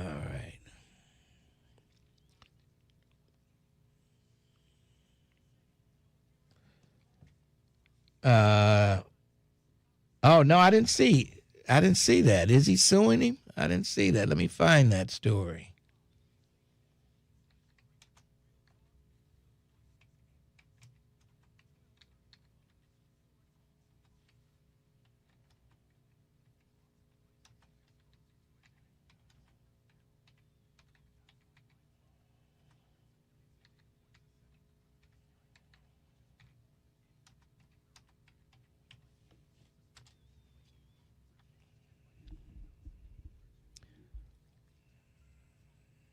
No, that's a rumor. Whoever told you that Obama was suing him for calling her a man is not true.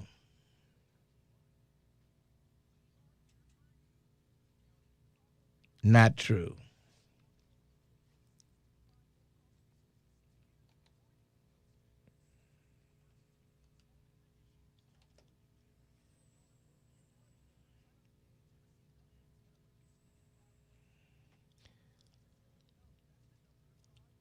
Yeah, I'm going to look for David Herring there. Jerica says she'll be there.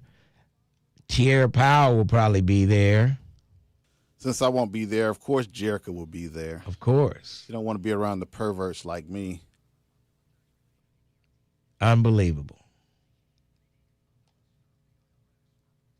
I don't think Twin will be there because he don't want that smoke that Jerica will be bringing him.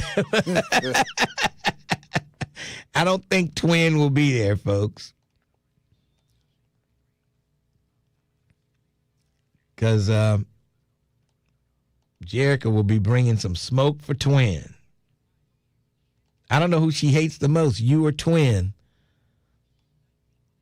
I think it's me. I'm too perverted.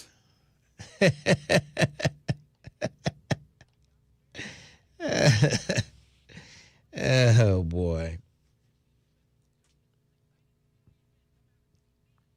Yep. Oh, who don't know Pharaoh is Michael Burks? Are you kidding me? Jeez.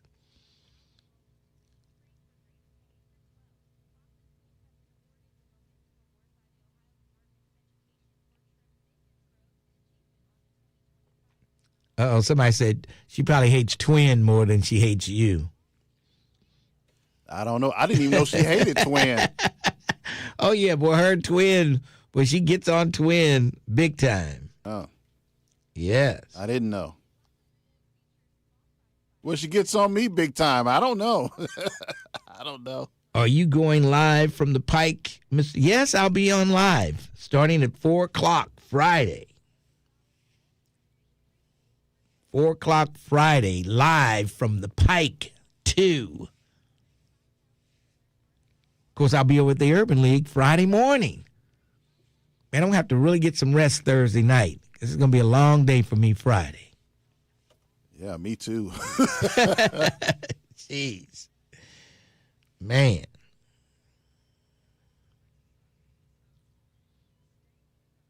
I tell you.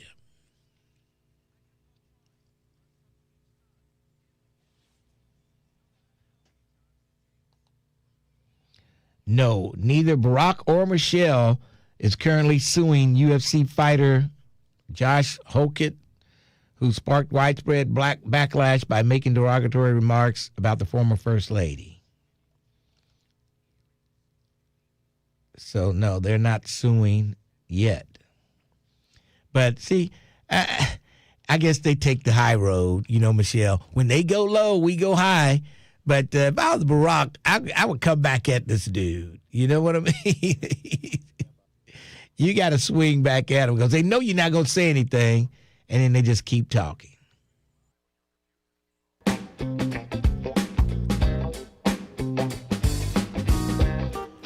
.1230 WDBZ, the Buzz of Cincinnati, your talk station. Lincoln Ware with you till 1 o'clock this afternoon. Of course, the Bethel police chief, the mayor's starting the process of removing the indicted police chief of Bethel. And I've never liked Bethel. Remember, they used to have the Nazis walk through Bethel and have a parade there all the time. And I never liked Bethel. And so their police chief has been accused of child sex crimes. Man, unbelievable. The amount of Republicans that are getting caught. Oh, yeah. Having either messing with little children or having video of them messing with it's astronomical. I can't believe it. They're worried about gay people. Yeah. Who are grown and just minding their business, and they're messing with little kids. That's crazy. So I don't know. But then again, they got a lot in common with Jeffrey Epstein, who was the best friend of Donald Trump. So they have a lot in common with Jeffrey Epstein. Mm-hmm. Oh yeah, definitely. I mean, but what I just can't comprehend this fighter saying that about, you're at the White House. The nation is watching you. You're watching this and all this stuff. And the only thing he can think of is Michelle Obama at that point. That just baffles my mind. And he got cheered for it. Well, I didn't. I didn't. Everybody didn't roar and say, "Yeah." It was sort of like they were shocked that he even said it too. I'm thinking they were shocked. They're like, "What?" I mean, what? I just can't comprehend. I just don't know what's going on with them. I just can't understand it. But Barack Obama wore a tan suit, so why would she be on his mind at that point in his life? Probably more people were watching him than ever in his whole lifetime at the White House in front of the president and the first lady and God knows who else was there just to get onto the White House grounds. They were there, and you say something stupid like that. I just can't wrap my mind around it. Are these people obsessed with them or what? I just don't understand it. Well, they are obsessed with them, and they're obsessed with Donald Trump and looking good in his eyes. Some of these folks really believe that he's the next thing to Jesus or God. They truly believe that stuff. They think that God appointed him over this country. It's a weird obsession with the president. I just can't comprehend. I guess it is. They obsessed. I don't know. I just can't explain it. I just can't. I could see if they were at a rally or something, a presidential campaign rally, and they were just saying stuff to fire the crowd. But to say something like that in that situation, it just, I don't understand it. But why even have that on the White House lawn? Well, that's true too. That shouldn't have been there. I can't explain that one either. And they were angry at Michelle Obama for having a garden at the White House. I know. Yeah. They went off the rails for that. So, yeah. Unbelievable. And I see an article on the Root talking about and it's got a picture of a big barn that says "Vote Trump," and it's this big barn out there in the farmland, and say, "Hey, most of the people live in these overwhelmingly white rural communities are facing many of the same economic challenges. high property taxes, shrinking job markets, declining populations, and heavy reliance on public assistance programs in which the Trump administration are cutting, but those people are relying on them, like SNAP, Medicaid, and all kind of stuff. I told you, they were hurting the most. Yes, yes. You should see the way these folks live, Mr. Ware. They have these trailers, and instead of lawn furniture, they have old car parts and old air conditioners that they're sitting on, but they love Donald Trump. And their lives haven't improved. It's gotten worse. It's crazy. It's got to be insanity for you to love somebody who's doing these things to you, making your life worse. And they still love him, no matter what. They love him. There's nothing you can do, as Stefan would say, and there's nothing you can do about it. I'm going to do my best. I saw him, yes, I stopped over at City Hall yesterday, and Stefan was sitting right up front there, gathering it all in. He was right there. Let's take a break. We'll come back. 513-749-1230. Lincoln Ware with you. 1230, The Buzz. Bringing you the stories that go beyond the headlines. The Tavis Smiley Show. This is Tavis Smiley.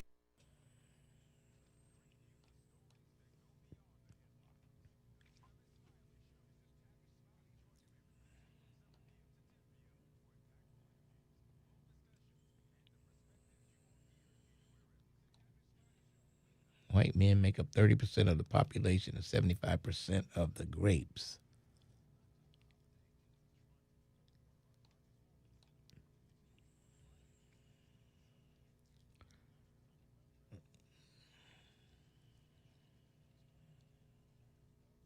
Somebody said what happened to the Dukester.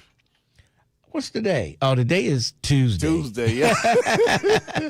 Today is Tuesday. Tuesday. It's not Senior Citizens Day yet, but it's coming up. It's coming up. I'm supposed to hear from Alicia Reese as soon as she gets out of her commissioner's meeting. You know, we're having that thing at the library tomorrow.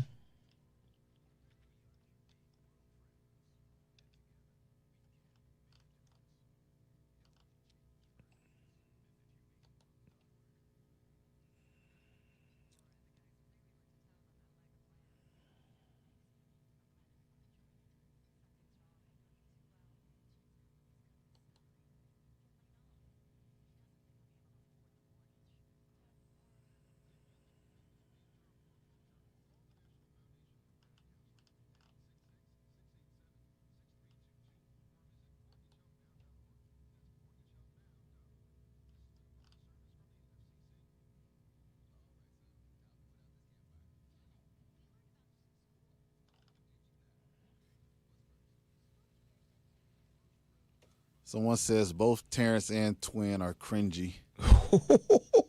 Who said that? DJ 513. Oh, geez. Oh, boy. Unbelievable. I'll take that. Save-A-Lot is staying open in Bond Hill. Okay. Well, who's going to own it? Since the guy's retiring, who's running the Save-A-Lot?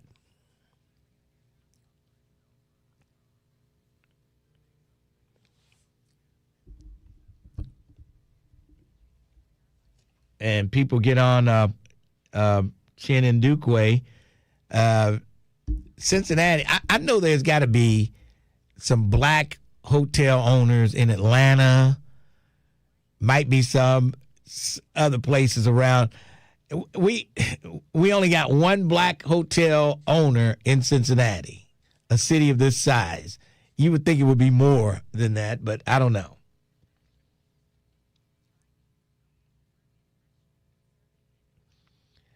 Let's see, T. Mikey, I should show up to both events on Friday since it's a company holiday. Just need some Cadillac hood ornament shoes for the Pike 2 event. Oh, boy. Right, Atlanta is booming. I know it is. It's booming for black folks. It's just different when you go places there where you see all white. Here you go to the same type of place and it's blacks running things. It's a different atmosphere. It is. It is. Totally different atmosphere. You just feel more comfortable. It is totally different.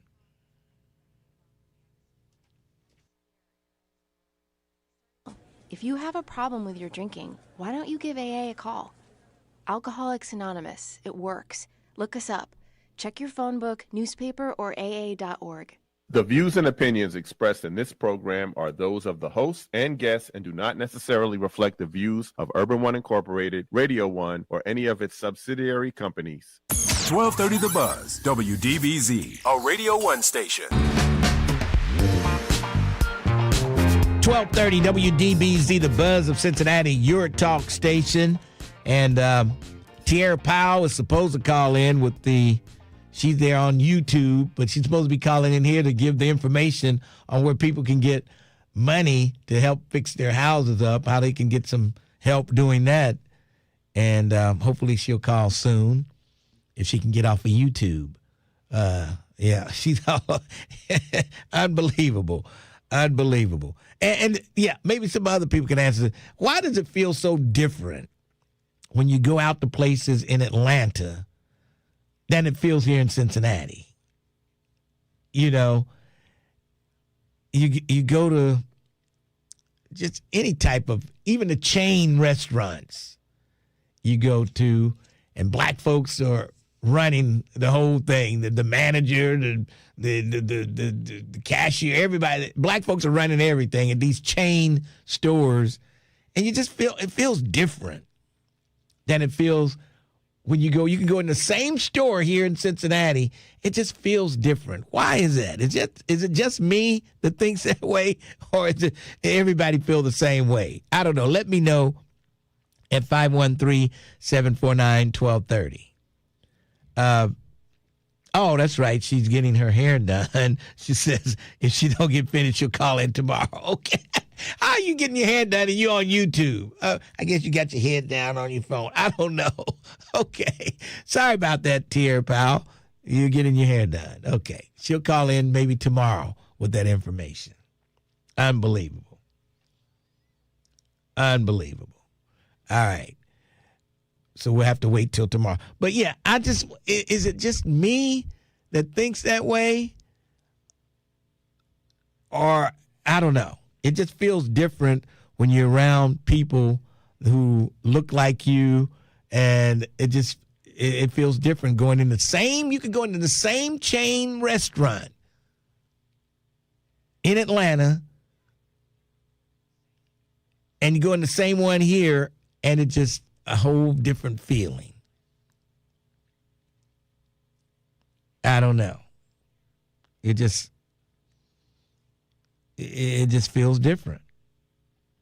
It feels different. The whole atmosphere down there is just totally different.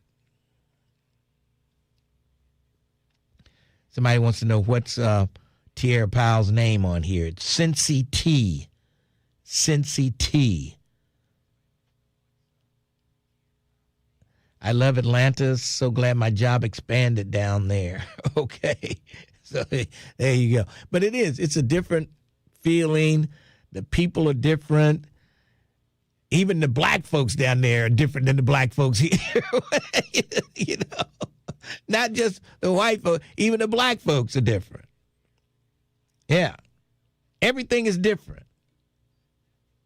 And I'm sure it's that way when you go to Houston and places like that too. I don't know. I've never been to Houston, by the way, but I'm going this year when the Bengals play there. I did stop I changed planes in Houston, but I don't consider that being in Houston. You know what I mean? If you don't leave the airport, you haven't been there, you know? So, yeah, this will be my first time going to Houston. So we'll see. Southern hospitality is real, same as Houston. Things are different in Memphis, too. So what is it about Cincinnati that makes you feel that way? Yeah. What is it about Cincinnati that makes you feel that way? Yes, boy. Donnie, what about you? What's going on? Hey, what's up, Lincoln? How you been? I'm hanging in there. Say what I stand. Even if corporate take that place over, from what I'm hearing, that they like that spot, and the company was successful. Okay. Yeah, but what I heard from yesterday when I was talking. So they're going to stay there. That's what I'm hearing. They're going to stay. If no one purchases it, corporate would take it over. Okay. Because they want that. That's one of the few. That's the only Save-A-Lot, I believe, to be in Cincinnati. It's some in Mason and other places. Yeah. But I was talking to some people, and they said that corporate want that store to stay open. Well, that's good. And I think the city in negotiations with corporate, too. Well, yeah, now something's going on. Jan Michelle Lemon-Kearney, I guess she can give us all the details on that, but she's been one behind trying to keep it open. We talked to, who did we talk to yesterday? Sister Kelly. We talked to her yesterday. Even the guy that managed, his brother is the one that's retiring. But the guy that managed, Bob, that run the store, he would even like to stay on if corporate would allow him to stay on and manage the store. Yeah. But from what I'm hearing, they're not going nowhere. Yeah. Well, that's good. I'm glad to hear that there won't be a food desert in the Roseline area. No. You got them 3 senior citizen buildings. It's needed there. Yeah. That's around that store and other places. It's a convenient place if you don't get to Kroger, But I think they're going to be there from what I'm hearing. All right. Some people on YouTube said they're glad to hear your voice, Donnie. We haven't heard from you in a long time. Man, I'm working on my body, Lincoln. I'm working on my body. This neuropathy is something else. Oh, man. Okay. Yeah, it's something else. I may sleep an hour and a half at night. Gee. Because of muscle spasms and other things. But I'm getting ready to go to this place that may solve the problem. Oh, boy. Okay. Man, I can imagine only getting an hour of sleep at night. Jeez. Yeah, well, I may doze off sitting around in the daytime, but I don't sleep that long because of when I'm laying in bed, there's a lot of muscle spasms and stuff and nerve damage in my feet. Hey. Yeah. But I'm doing good. I'm doing good. All right. Hey, okay, brother. Donnie, good talking to you. We'll talk to you near football season. Okay. All right. Watch them Browns, man. Oh, my God. Okay, Lincoln. Don't sleep on them Browns. Oh, boy. This team is going to be good. Oh, yeah. To do it, they went and picked up some receivers. Well, who's going to be the quarterback? That's what I want to know. Shador's going to be the quarterback. You think so? Watson's not going to be the quarterback. One, this guy that comes from the Ravens, offensive coordinator, that built Lamar up there, he likes Shador a lot, and he likes the progress. He likes Shador accuracy. This guy is swinging that ball. He's swinging that ball, and Watson, I think his being away from football has hurt him. Yeah, of course. Anytime you're away that long, just like people would still talk about Kaepernick can come back. I'm like, Kaepernick will never set foot on an NFL field again to play football. Well, it's been too long. He never did it because of the way he got that money from the NFL and they wanted nothing else to do with it. Yeah, that's true. But what I'm telling you, Shador has gotten, they went out and got him some receivers. They went out and got a totally whole new line. And the defense is lights out, even with Miles gone. That young man that came from the Rams, that guy, he was Rookie of the Year. He's won Rookie Defensive Player of the Year. This guy is tough. And he's a leader. He's come in as a leader, But I'm telling you, here's what I'm thinking, Lincoln. It's going to be the Browns and the Bengals battling for first place, with Pittsburgh and Ravens losing their coach. Yeah. All right. Well, okay. We will see. All right. Tell your bookie Mike McCoy to bet his money on the Browns. For entertainment purposes. Yes, all right. Okay, all right, I'll pass that along to my bookie, my good friend, Mike McCoy. All right, Donnie, thanks for your call. All right. Oh, boy. I knew Donnie's always been a Browns fan, and he'll never stop. No matter how bad they get, he will never stop. All right, let's break for news. We'll come back. 513-749-1230, The Lincoln Ware Show. 1230, The Buzz. 1230 AM, WDBZ, Cincinnati, an Urban One station. Listen online on thebuzzcincy.com. We are 1230 The Buzz, the home of The Lincoln Ware Show. Bethel Mayor J.D. Noble says he is beginning the process of terminating Police Chief Chad Essert. Essert was indicted last week on 56 counts of sexual battery and 14 counts of unlawful sexual conduct with a minor. Prosecutors say the chief's crimes were committed between 2005 and 2010 when he worked as an instructor at the Young Marines and while he was a teacher at Scarlet Oaks in Sharonville. Noble will have to work with the village council. Another suspect has been arrested after a convenience store shooting in Newport. A male victim was wounded May 9th outside of the Circle K store near 10th. U.S. Marshals later arrested two suspects, Tiance Combs and Courtney Alford in Lexington. A third suspect, Terry Moses, was arrested Monday in Cincinnati. The man charged in the fatal stabbing of a woman at a Norwood Skyline Chili restaurant appeared in court Monday. Alyssa Hill was working as a server at the restaurant earlier this month when investigators say she was attacked by her former boyfriend, Rick Wright. Wright is charged with Hill's murder but has pled not guilty. I'm Heather Pasco on 1230 The Buzz.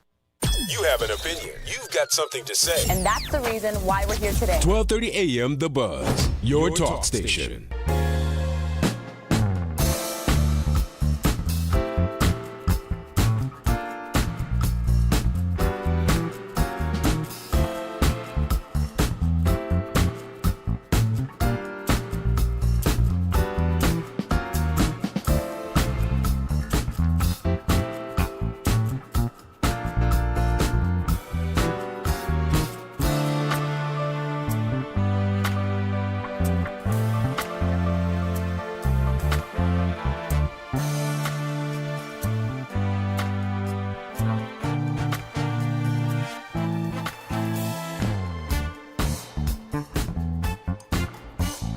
.30 WDBZ, The Buzz of Cincinnati, your talk station. Lincoln Ware with you, 12:04 in the afternoon.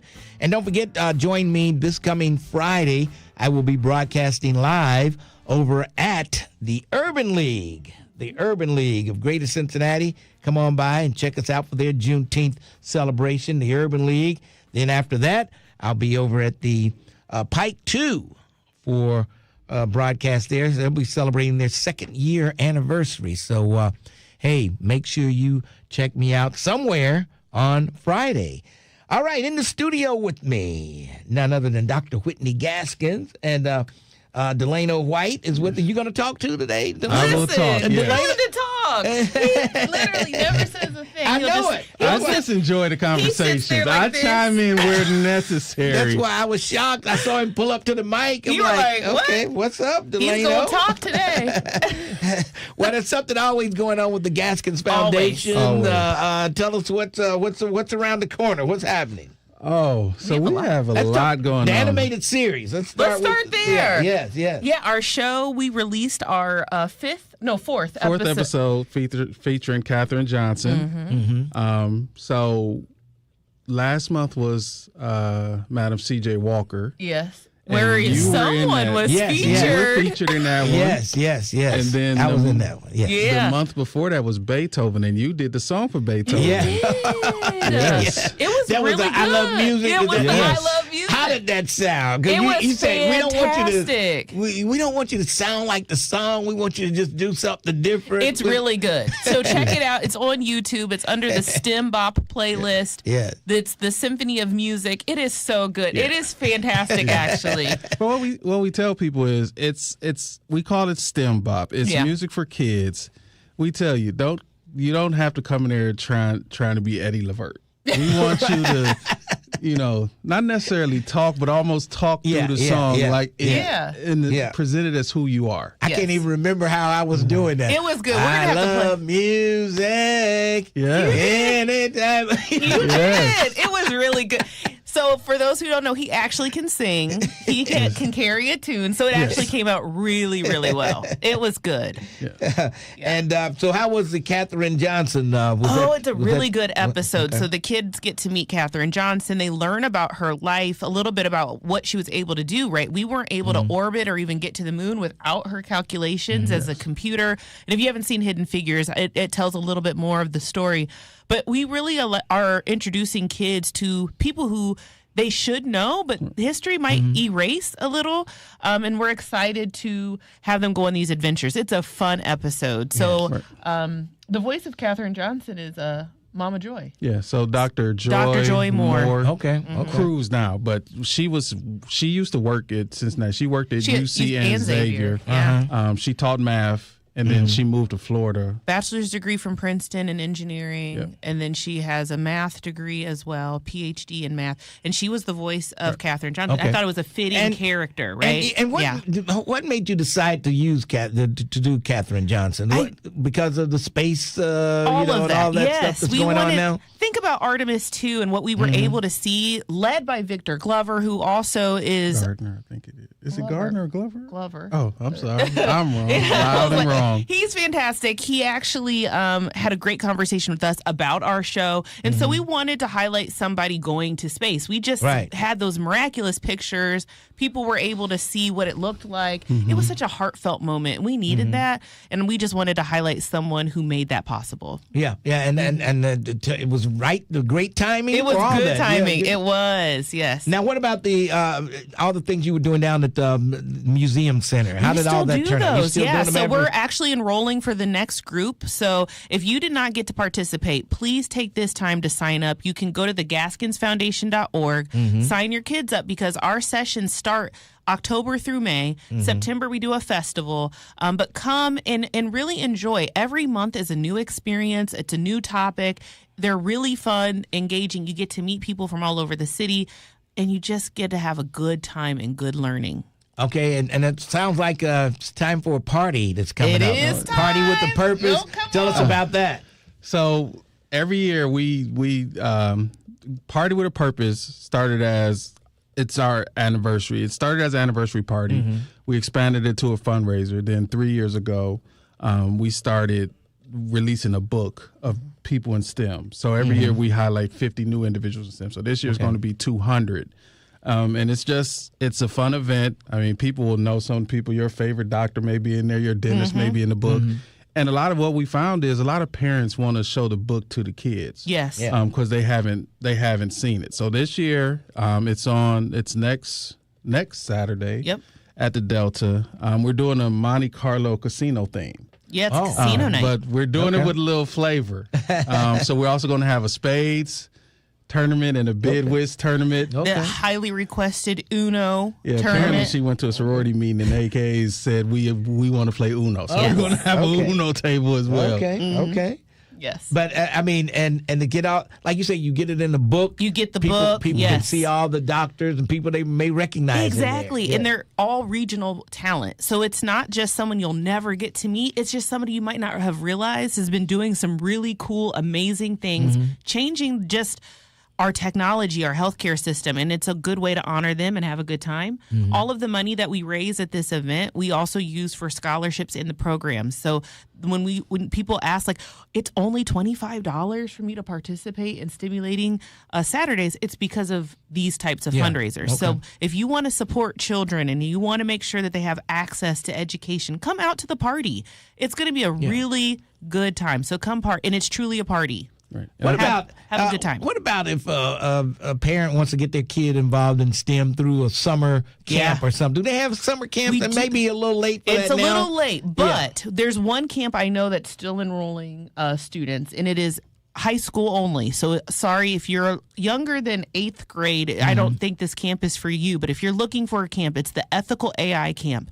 And I highly recommend you come because AI is everywhere. This camp gets to teach kids what it is, how they actually can use it appropriately. And they talk about the ethics of it. It's a fantastic camp. That one's the only camp I know that's still enrolling people. Okay. If you, every year, always look January and February, that's when the camps release. Yes. And it seemed like it would be a great summer for a kid to go to summer camp and learn about all the STEM, projects and things like that, space and all kind of things. There's out there. so many experiences. I know we're partners with the Cincinnati Museum Center. They have fantastic camps. The University of Cincinnati has fantastic STEM camps. There are lots of options. I feel like we should produce a list or something. Yeah. Because I know people are looking. They're looking. Might have to do that. We'll add that to our list. Like, we don't have enough to do, but we can add that to the list so that way people know these are enrichment opportunities that you should really take advantage of. Now, I know once a year you have your big party, but do you have any networking events that go on between the,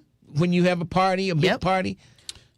We have our workforce development series. Okay. Do you want to talk about that? Yes. So we bring together. So a lot of people don't realize we do programming for adults as well.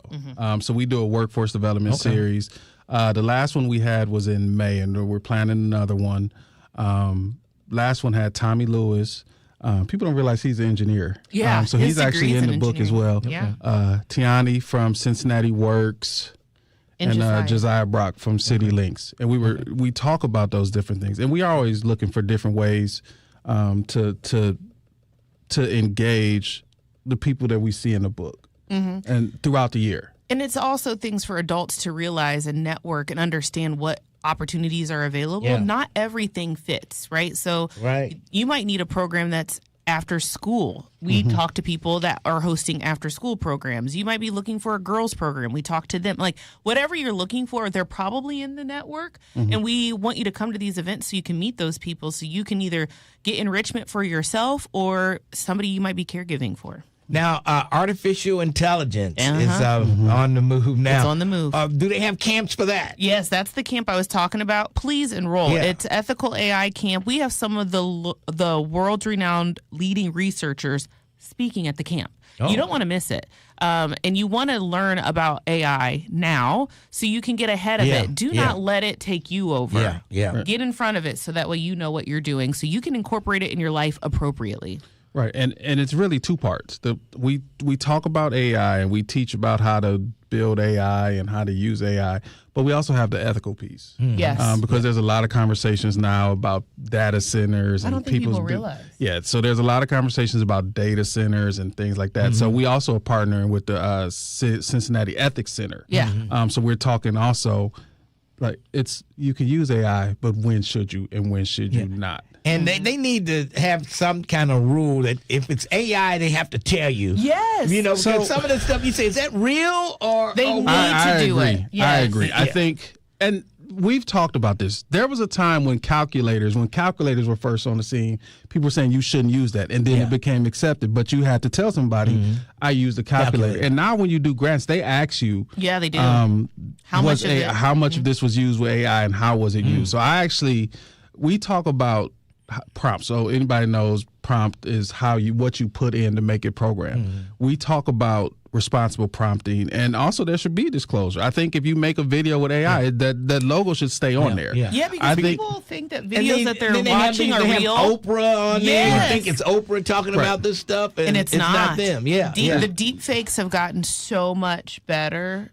And it's kind of scary, actually. I mean, the deep fakes have been around for a long time. And that's interesting because we talk about that in the camp. One of our presenters talked about how when George Bush was president, there was a deep fake video. Now it's just it's look better, and now more people can do it. Like anybody, you don't have to difference. You can't tell the difference. But there are things you can look for to let you know that it's an AI-produced video, and this camp helps with that discernment and critical thinking. And more people need to understand that information because you cannot believe, I can't believe I'm saying this, but you can't believe everything that you see because some of it is produced from artificial intelligence. And it's getting better. Like there was a time you could always tell because AI was terrible with body parts. So you would look at a nice flyer and everybody stop using flyers from AI if you don't know how to fix it. Yeah, use Canva. Like everybody's flyer has 6 fingers. Like come on, like there are things, but now AI is getting better. So you can't tell. Yeah, you can't tell. They've gotten better. I would say even in the last 2 years. Yeah.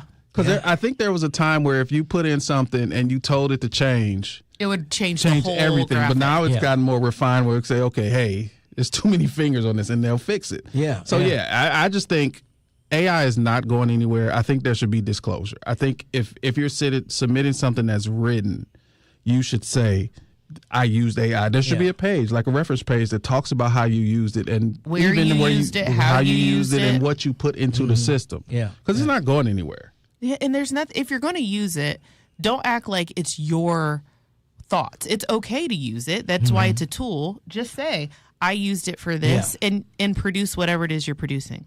And I'm telling you, but it's really, people are really beginning to master this AI. They are. It's leading you down a rabbit hole. It seems like. Well, that's the part that I'm always like, the ethical part of it. I feel like we've lost a little bit of skill, and I want people to bring that part back. Like, you can still be a good graphic designer and not use artificial intelligence. And the more you use it, people, I hope you're understanding, your electric bills and energy usage, that's why they are going to continue to rise. So maybe we should think about when and why we use this tool, because it does actually have environmental impact. Yeah, these centers that they're trying to open up now, there's a real push to open these. They want them everywhere. I know it. They do. It's scary almost. They want to put these places up anywhere you got a lot of land. They want to put one of these centers But no one's up. talking about the water usage, as if we just have this infinite amount of drinkable water that we don't have. So we just need to do better.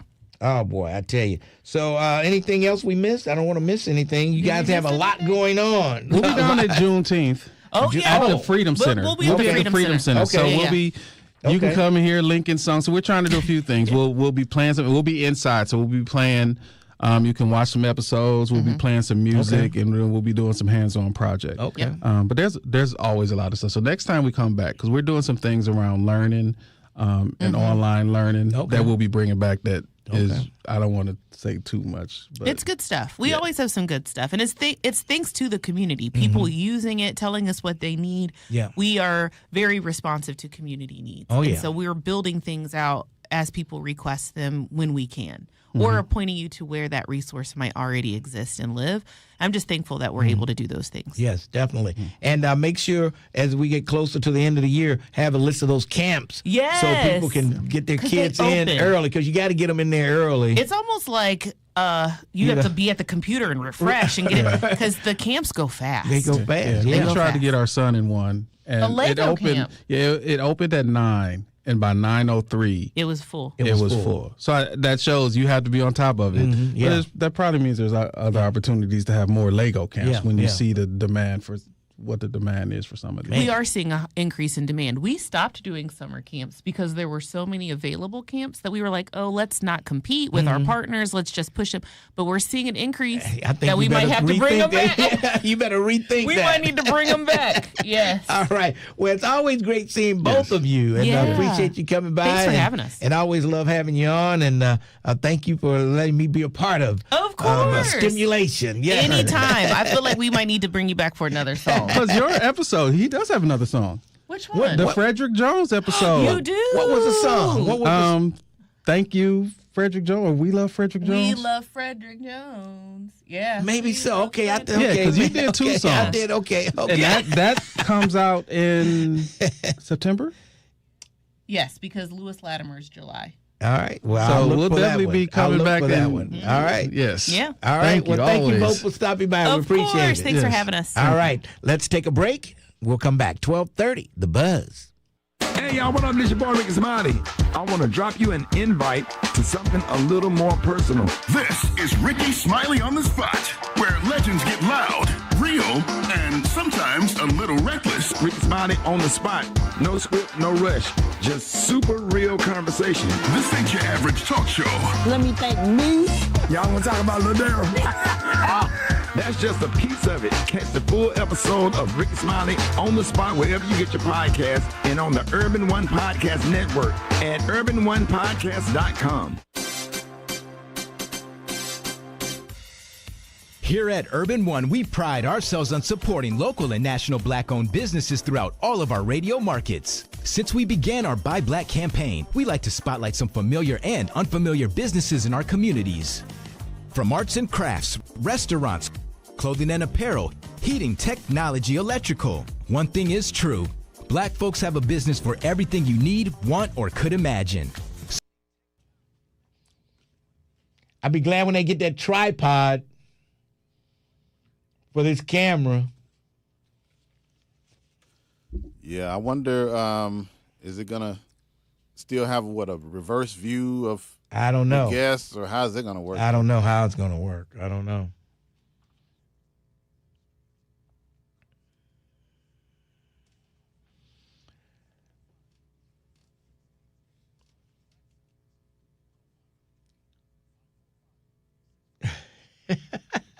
Jesus Christ.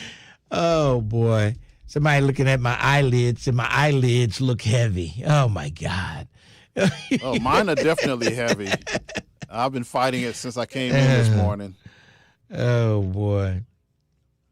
I love music. Any type of music. That's how I was supposed to sing it. I don't know how. I know. Oh. Oh, boy.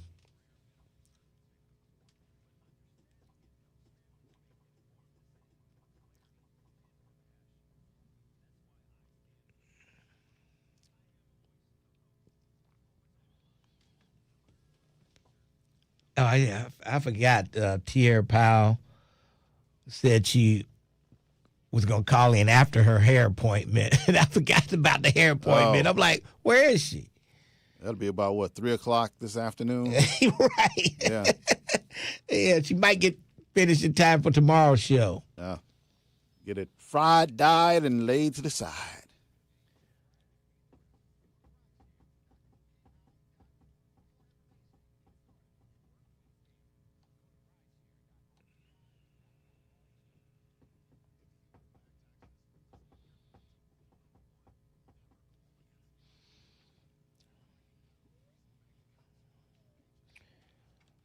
All right.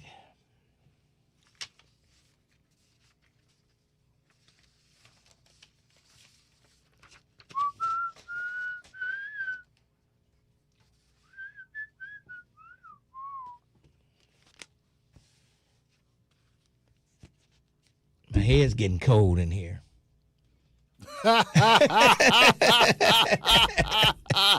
That's funny. The air is kicking. Yeah. Jeez. Yeah. See, my whole body's cold, so. I see you got your hoodie on. Yes, sir. Yes, sir. It feels good to go outside. You know, normal people say, "Oh, feel good to get inside." It feels good when you walk outside after being in here. Oh, yeah.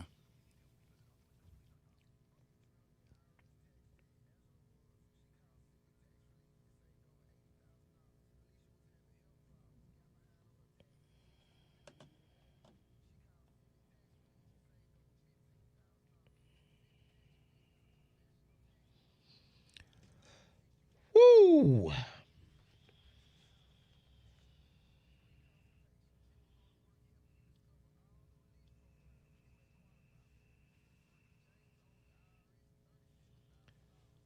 What's up, Nathan?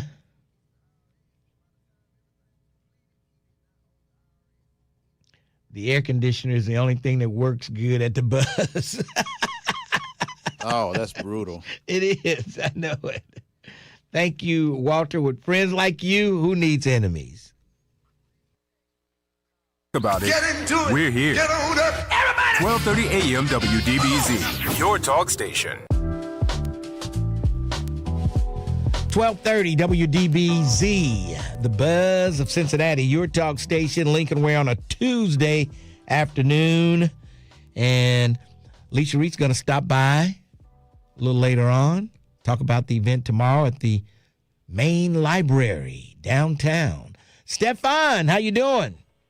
What's up, Brother Lincoln? How you feeling, brother? I'm feeling pretty good. What's going on?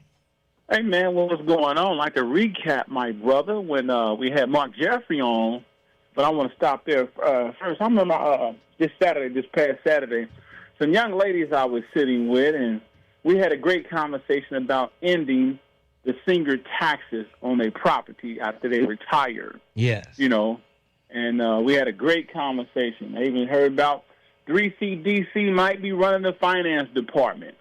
And if that's true, that's a conflict. Oh, get out right of there. Wait. What? Who said, 3C DC might be running the finance department? Get out of here. That's the most. Hold on. I said that? that too, Lincoln. I said, get out. Wait, who said that? Right. I mean, I can't disclose. Like that, brother. And people say, that's not even worth repeating. That's not even worth repeating. Don't kill the messenger, brother. You trying to smother the messenger. But hold up, Brother Lincoln. Let me stop there then. I'm going to bring you home with it then. Let's talk to about Mark Jeffrey. When Mark Jeffrey came in about that $2.3 million, correct? Yes. About the marijuana tax revenue for Cincinnati.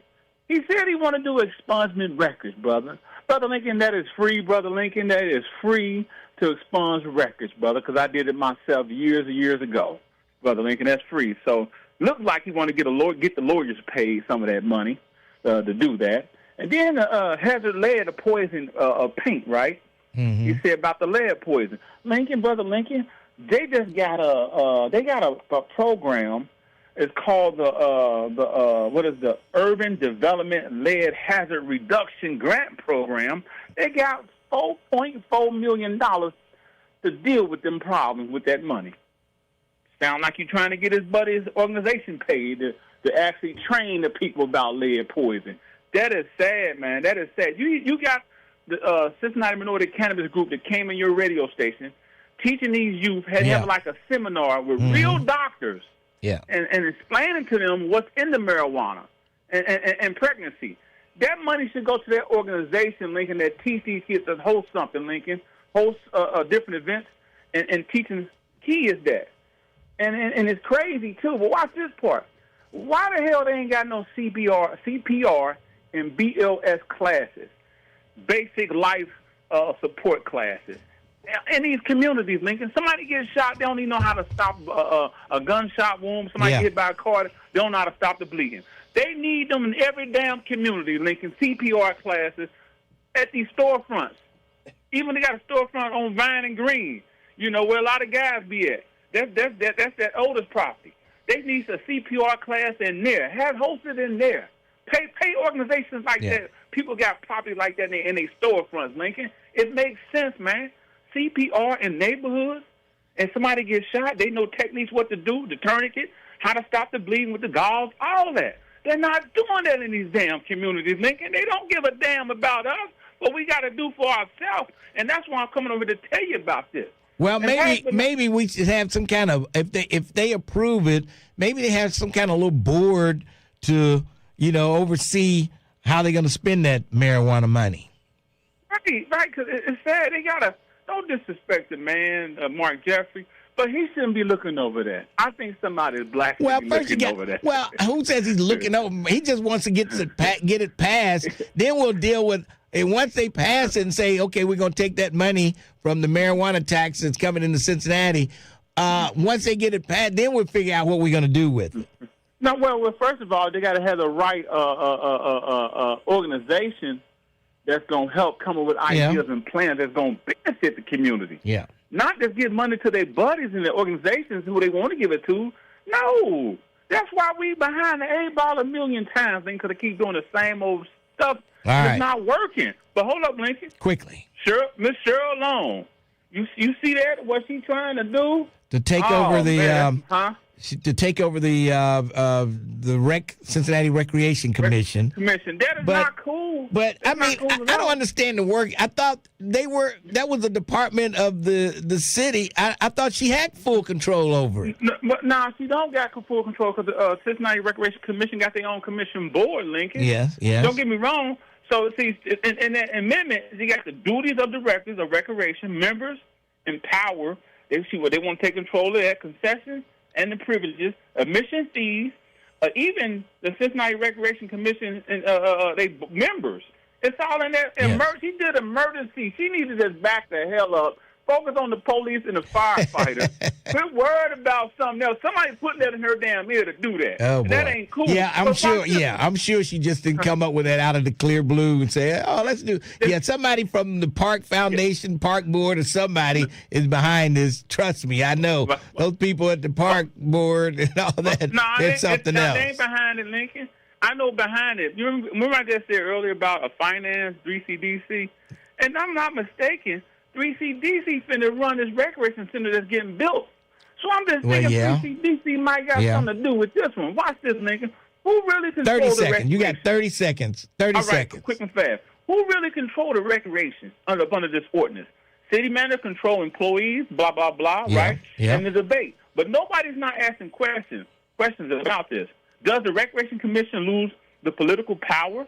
2, who makes the final decision about the recreation budget? 3, can the city manager override commission decisions? 4, who controls and hiring and firing within the recreation? 5, how are recreation levies, funds are protected? And 6, who will the neighborhoods still have input into recreation facilities and programs? That's a good point. That's a good point. See, all these questions, Lincoln, last but not least, the center question is whether this is simple administration reorganization or a shift of power away from the Recreation Commission towards the city manager. All right. Lincoln, on that note, stuff gotta stop. I got to go. You, brother. Thanks for your call. Let's take a break. We'll come back. My best. Alicia Reese is in the house. 12:30, The Buzz. What's happening, good people? It's your cousin Trip Fontaine, and this is the Trip After Dark podcast. So I told him to go to therapy. I don't need therapy. I don't need to talk to no stranger about, like, what? All my stuff is wrong. One of the things I've been thinking about when we talk about safety is harm. When I talk about accountability and we talk about love, we have to consider we do each other harm. This is the Trip After Dark podcast. Listen on the Trip After Dark app and urban1podcast.com. Hey, John, why so glum? I just got let go. The company's downsizing. This is the 3rd time in the last 2 years. I'm done with this. Have you thought about My Computer Career? I've heard they can train you for a career in IT in just a few months, including cybersecurity and the basics of AI. And you don't need prior training or experience. Now that's a recession-resistant career. Wow, thanks. I'll check them out. Go to mycomputercareer.edu and take the free career evaluation. mycomputercareer.edu, an Elite CompTIA certification partner. Financial aid is available to those who qualify, including VA benefits. This is Dr. Taylor Porter from Idea Public Schools, father of 4, educator of thousands, and professional kid success obsessor. Listen, every parent wants more for their child. More opportunity, more support, more than, meh, school was fine. At Idea, we don't do fine. Your child joins a crew, a hype squad of teachers and teammates who refuse to let them fade into the background. No back row, no coasting, just confidence, connection, and big results. Like this, nearly 100% graduation every single year. Call 513-991-7445 to apply today. Idea Public Schools. We are crew, not passengers. Spots are filling fast. Don't miss your chance to enroll today. Call Idea now at 513-991-7445 to speak with the team and secure your student seat. That's 513-991-7445. Or for quick, easy access, apply online anytime at ideapublicschools.org. That's ideapublicschools.org. A brighter future starts here. Apply today before seats are gone. Lots of places can expose you to identity theft. Oh, no. That's why LifeLock monitors hundreds of millions of data points a second for threats to your identity, which is way more than anyone can do on their own. If we find anything suspicious, like new loans or changes to your financial accounts, we alert you right away, all through text, phone, email, or the LifeLock app. Get the alerts that could make all the difference. Save up to 30% with promo code NEWS at lifelock.com. Terms apply. Being isolated and lonely can be harmful to your health, resulting in high blood pressure, a greater risk of heart disease, and early onset dementia. So it's important to build and maintain social connections. Try a new hobby, volunteer, exercise, or use your phone or other device to stay in touch. Visit connecttoeffect.org to find resources and ways to stay connected. Presented by AARP Foundation with support from United Healthcare. The Alzheimer's Association and the Ad Council present the story of Tom and Levi. Tom is the smartest man I know. He's been a professor at 2 major universities, been a teacher for over 40 years. One day, he told me that he was having problems in his classes. I think one of the students had asked the question and he didn't remember the answer. And I also noticed that he was letting his class out earlier than they were supposed to let out. And he was telling them that he was doing it as a favor to them, but I think in reality, he just wanted to get out of there. I was really starting to worry because I saw something was wrong. Levi and I talked about how it would change our lives. but he was there beside me, and my love for him was just immense. When something feels different, it could be Alzheimer's. Now is the time to talk. Visit alz.org/ourstories to learn more. A message from the Alzheimer's Association and the Ad Council. Wake up every weekday morning with Get Up Mornings with me, Erica Campbell, from 6 a.m. to 10 a.m. on 1230 The Buzz.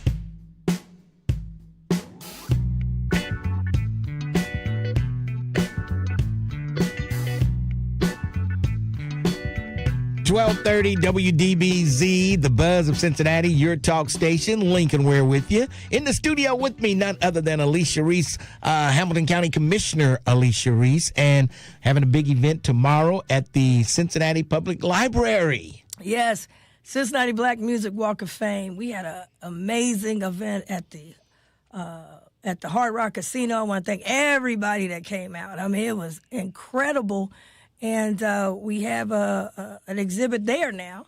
We unveiled that. But now, last year, we had an exhibit that we first unveiled at the Cincinnati Public Library, the main library. It's a permanent exhibit. Mm-hmm. Yeah. And so for Juneteenth, the Cincinnati Black Music Walk of Fame is partnering with the Hamilton County Cincinnati Library. And, you saw it in New York. They did it at the Brooklyn Library. Jay-Z had this big thing. I said, wait a minute. Mm-hmm. We can do it here. And last year it was great. And, in fact, they said it was the highest turnout of a single day in all of the month of June of the library system. And so we want to beat that record. They're going to update the exhibit to include our inductees for this year, which is WCIN radio. And all of the former history about that.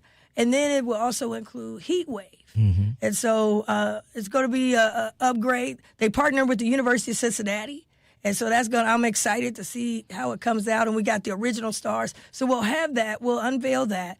We also will have music, dancing. Don Juan for sure will be there. For music and line dancers. Y'all come on. It's going to be a great time. We've got the Q Kids doing a special performance. And they're in the Walk of Fame. If you go down to the Walk of Fame, you'll see the Q Kids every night at 9 and 10 p.m. And so, but more importantly, we want to encourage people to get their library cards. I want to break the record on library cards. And I already started because Veda said he had a library card when he was 12, and that was it. He forgot about it, but he already got his library card. We got so many people calling me and said, I'm going to get my library card. And this is not like your grandmother's. This is not like my grandmama's library. You know, you had to be, don't do no talking. Right. I mean, this is, and those library cards, they also have, you get streaming discounts. They got all kind of discounts with this library card. This ain't just some books. Of course, books are important, but they have a discount for the library card. So we've got all of that happening tomorrow. It's absolutely free. Everyone that went in as a influencer, asking everybody, wear your medallion. Wear your medallion tomorrow because there's going to be a historic photo that's going to be taken. And it's important to be at the library, Lincoln, because at the end of the day, you got to go to the library to get the real documentation. Yes. And so I got a lot of people coming to me like, I got stories. Lincoln Ware and I was at the station. Everybody was with you, I guess, Lincoln. And more than I can think of. But yeah, people think I worked there the entire 53 years. I didn't work there the entire time, and people came there and worked that I didn't even have any idea they worked there. Well, John Thomas and you gave the list, so y'all got any problems, those two are the ones. But if you have your medallions, wear your medallions. A lot of them got them at the Hard Rock. It was like almost 50 people. Those who have gone into the Walk of Fame as influencers in the past, wear your medallions. And come on, there'll be free posters. So they're pictures, everybody who's in it, they're posters for the influencers. Now, WCIN has its own poster, but the top influencers that we've done, go there. We'll have a signing autographs. You'll sign autographs. People will get your poster. Take it with you. Be free. And it's tomorrow. We start at 1 o'clock. These events we have, get there early. Yep. Don't come in there late. Lady said she showed up at the casino, and she said, I thought I was early, 12:45. Man, that place was packed. We ain't started till 1. So get there early at the library, main library downtown on Vine Street. And this is so big because, we're getting ready for Obama's library that's going to open at the end of the week. You can't make it to see Obama this week, but you can make it tomorrow to the library. And the Black Music Walk of Fame is so important. Yes, I am the founder. God gave me the vision. But let me say the goal is to bring the legacies back home. That's why this year's homecoming. We're bringing our legacies back home to Ohio. We're bringing the Isley brothers back home. This is where they started, in Lincoln Heights. Somebody wanted to know who's accepting on behalf of Heat Wave. They got one final member still living, right? Yeah, we're trying to get him there, but also the wife of Wilder is still living, and the daughter. And I understand that his mother, who is 90-something years old, is trying to come in from Charlotte. Okay. So we'll have, and then the current people that are keeping the heat wave alive will be there as well. Like I said, we got some legacy awards this year. New Edition, we gave them an award because they keeping the spinners, what they did for the spinners. There'll be a video presentation for them. But Regina Bell keeping Nancy Wilson going. And all that she's doing. And then Peebo Bryson that just passed away. You know the song they got together. But she will be back this year getting a legacy award. Now, performing live on July 25th. Everybody get your white. We're wearing white again. And performing live will be Shirley Murdoch, who's in the Walk of Fame. She gonna sing her songs. She gonna be in there as we lay. She gonna sing As We Lay? Yes, she gonna sing that, girl. She tried to get away from all the secular music. No, she's singing that. She gonna come in. You should have counted up the coast. But instead, we got lost. She gonna do her thing. Yes. But she's gonna do a medley of her songs. Okay. So she's gonna perform. This is all free. We have Regina Bell's gonna sing her songs. She's coming and singing her songs. And that's going to be free. And then Midnight Star. Performing. Midnight Star will be performing outside, and they're ready to do it. 50 years of, performing. And they said they've done a lot of shows. This is what Bo Watson told me. We done a lot of shows. We done a lot of things. But we come back, we bringing the fire. They said, you ain't seen no show. If you seen them, you ain't seen the show they getting ready to do. Midnight Star. 50th anniversary of them performing. And all this stuff, Lincoln, that I'm telling you about is free. And I want to tell people it's not easy doing this thing. And people calling me now, I need you to come here and I need you to go to. It's June and July. I'm writing the scripts. I'm trying to make sure it's free. I'm trying to promote so you know what's going on. I'm trying to make, when you get there, it's well-produced. We're trying to make sure the stars is paid for. I want to give a shout-out to Damon Jones. Just came in. They cutting everything. Yeah. They getting rid of stuff. He said, Reese, we back. Their contract ended this month. And he called me and said, we coming back. Okay, so that's good. If you go to Hollywood, you got to pay $85,000 for your star. If you go to Nashville, they want you to, even to nominate. When you nominate in Nashville, you got to agree that you going to pay for the star. Really? You know what I'm saying? So we're getting you free stars. I'm up all night long. So when people say, oh, Lisa Reese, I called you, I'm up all night long. I got the 513 relief bus that's going. We done helped over 60,000 people. I'm up all night. I'm trying to get it going. If I met with each person just individually, Lincoln, there would be no 513 relief bus. There would be no small business day where people getting contracts, and we get ready to vote on another 200,000 to help small business. There'll be none of that. There would be no Black Music Walk of Fame. This stuff takes a lot of work. Now, and Lincoln, you finally saw it when I had you come to a meeting. You said, are we going to be able to get this done? This is a lot of work, and it's not over. I got to the event itself. Most people are just happy to put the white on and come down. Now you're going to help the senior citizens down again. You got to get them a bus to get down there. I got to negotiate, so we got some free buses. Yeah. I got to bring a team together to try to help pull this part together. They're asking me now, Reese, what's the script? I said, I can't do the script for July 25th. I got to get over to the library. Yeah. So all these things, going to the airport, I had to go and negotiate. all these things so the people can have it free and have access. They want to do it, but they want to only have, you even talked about certain groups and organizations, they get everything, 3 of them, and they control. That's why I don't like the Knicks, people was tearing up, but I like the part that they didn't tear up because everybody could participate. You bring something to Cincinnati, it's got to be, if it ain't 3CDC and it ain't, you got to have it on Fountain Square and they got to control everything. All we could do is sing and dance. Yeah. Oh, girl, they booked me to sing. And you know what I'm saying? We're coming in with something with ownership, and I'll tell you, it's always a battle, Lincoln. Right now, they got construction down there by the Walk of Fame. Now, you know what that construction is? We just ride by.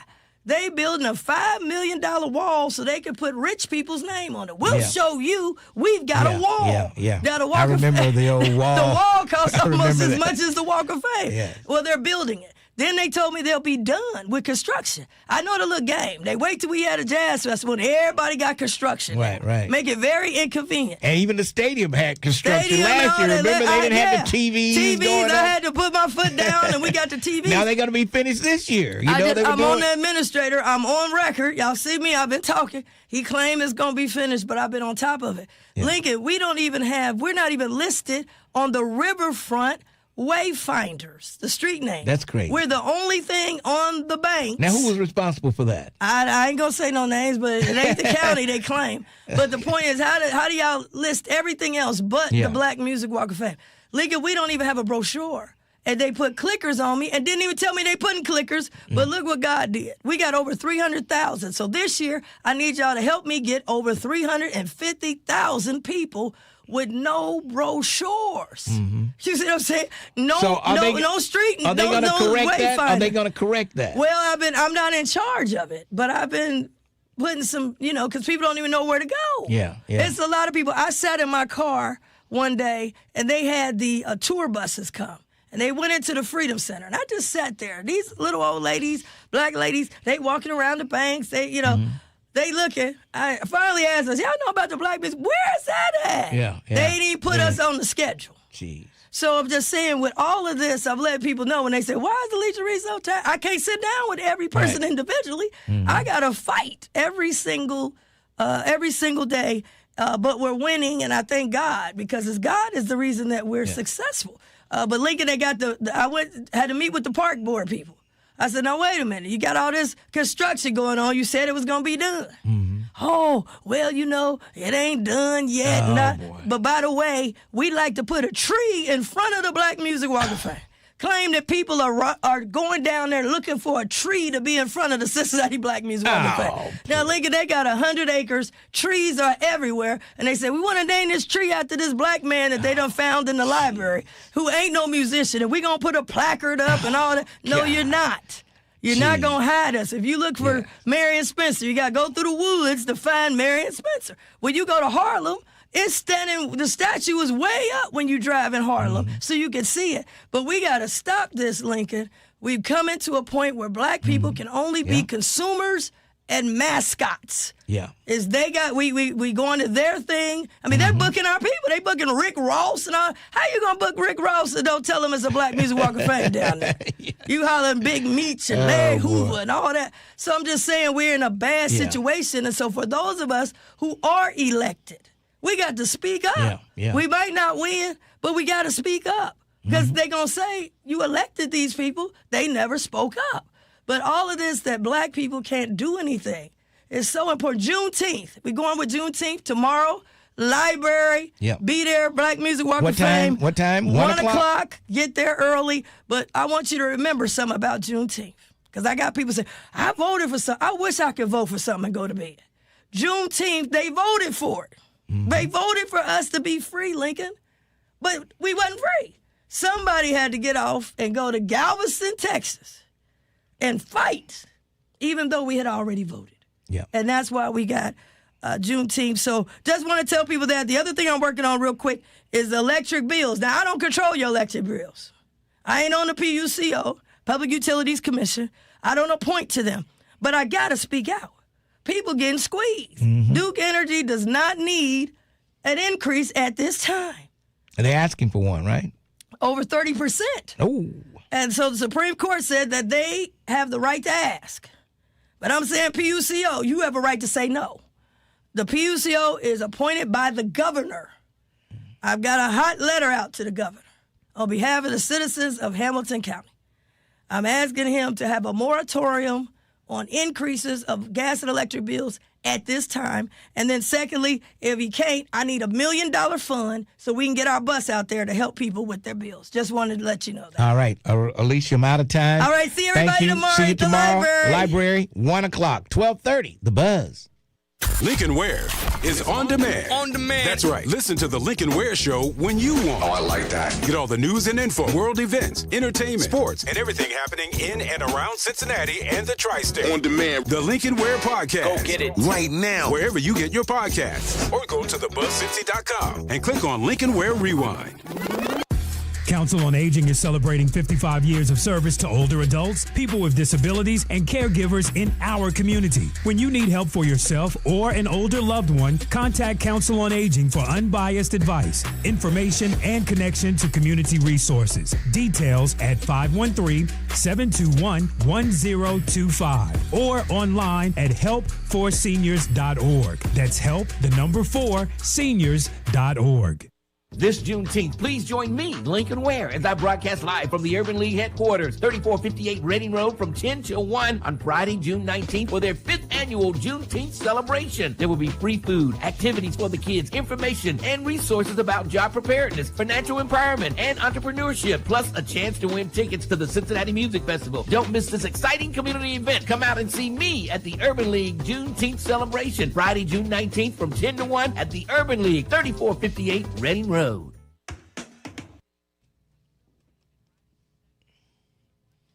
All right. Oh, your girl, Jerica. Yes, my best friend. Your best friend. Yes. Oh, boy. Yeah, I tell you, that park, they've been on us forever about that Cincinnati Black Music Walk of Fame. They just won't quit. A tree.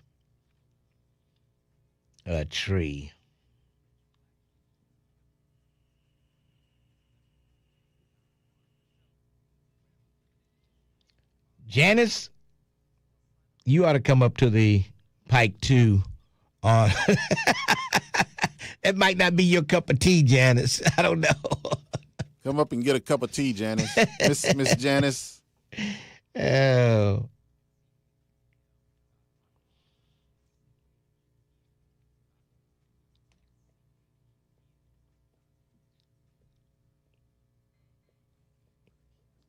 Ron Dixon says she gangster. And these folks, they'll try to take advantage of you if you let them. That's why I feel different when I go to Atlanta from Cincinnati. You know, that part.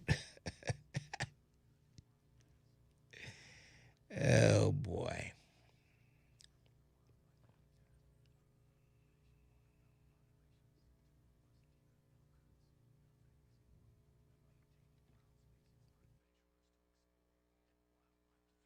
Shooters, along with firearm, ammunition, and archery manufacturers, have invested more than $46 billion to help state fish and wildlife agencies manage and protect wildlife and wildlands across America. For more information, visit outdoorstewards.org. 1230 The Buzz, your talk station.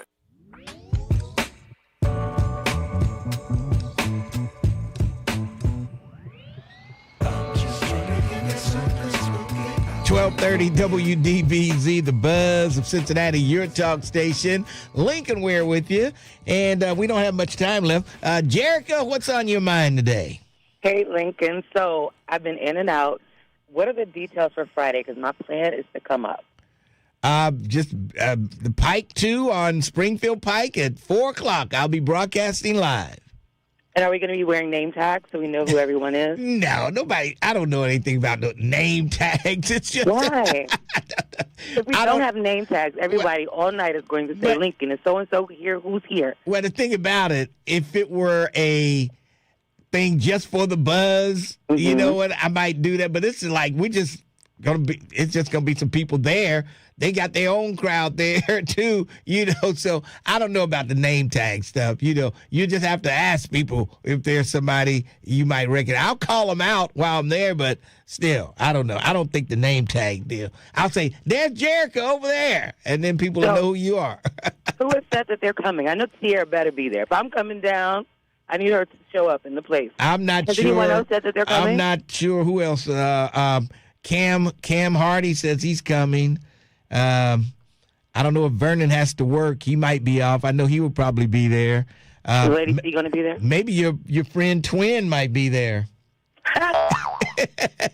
We're going to leave that where it lay. What about Lady C? Do you think she's going to come? If she's not driving the bus, she might. I'll try to get a hold of her and find out if she will be able to come. Just don't allow Miss Nettie to walk there. Somebody send her an Uber. Well, I don't know. I don't know if Miss Nettie even going to make it. I don't know. Well, she might in her car. All right. I just wanted to get the details. That was all. All right. All right. Take care. Bye. All right. That's Jerica coming down from Dayton. And you're not going to be there, Terrence. Man. Yeah, and she's happy about that, too. Oh, boy. Yeah. Unbelievable. And she didn't have too much to say about Twin. Yes. Oh, boy. But I'm sure Julie will probably come by there, too. Julie, she'll make it. And somebody said, is Jerica single? No, she's married, I think. She's married. Walter Bradley want to know if she's single. Oh, boy.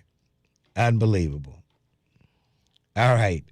Let's go to Sister Kelly. You got another JMLK update for us, Sister Kelly?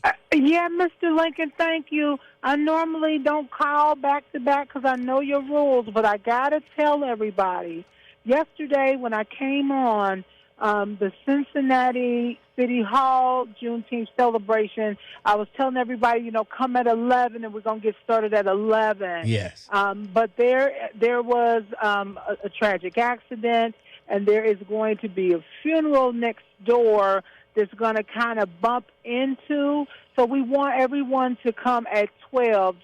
Just come at 12, and we're going to get the festivities going then. And that's when? Tomorrow? That's tomorrow. Okay. That's the 17th. Come at 12. We still plan to have the food truck. We're going to have all the different people that's going to be acting and participating, as well as keynote speaker Damon Lynch, which is Daddy Lynch. So we're going to have a whole lot of stuff, but we need you to come at 12 now instead of 11. All right. We got you. Thank you, Mr. Lincoln. Thank you, everybody. Have a good day. All right, Sister Kelly. And that was an important announcement, a change of time for that event they're having over at City Hall. Yes. All right. Yeah, I tell you, these folks, it's some thirsty people on YouTube, as always. Yeah. I don't believe it. Let's see. David Herring, Dina Johnson, LaDonna, Ross will all be there. I don't know. But it'll be a great time. It's always great up there at the Pike, too. We always have a great time up there. Love the people. It's like a neighborhood bar in Woodlawn. It's right there on Springfield Pike. And, of course, earlier today, I will be at the Urban League. And they always have a big turnout there. They have food for everybody. I think it's free. I think they give you a little ticket to get free food. I believe it's free. The food is free. I'm thinking.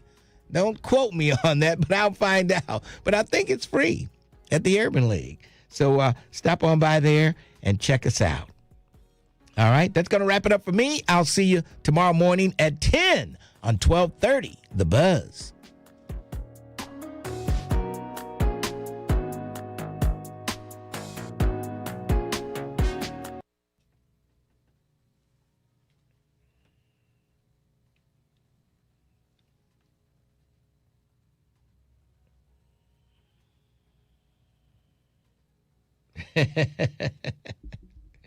And then Brent would be the first one talking about he had all those people in wheelchairs in there. He'd be the first one to talk about it. And then he's trying to get them to come, that's not a very comfortable place for anybody in a wheel. It's a small place anyway. So please, it just would be a great fit. That's all I'm saying. You won't have room to turn around in, all right? Jeez.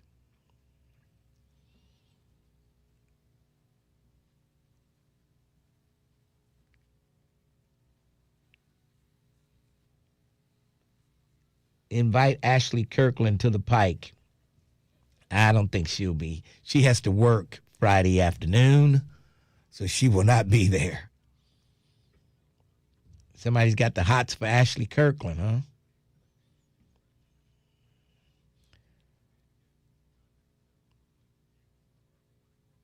Jericho want name tags? Come I mean, if she wants to get the name tag herself. And she can fill them out herself. I don't know. I mean, but if she just wanted to get one for herself. Right, yeah. She can wear a name tag. Jericho. Yeah. Which she can put on there. Oh, boy. Yeah. Unbelievable. She can put on there Terrence's best friend, and everybody will know who she is. Uh-oh. Yeah. Terrence Howard's best friend. Put that on there.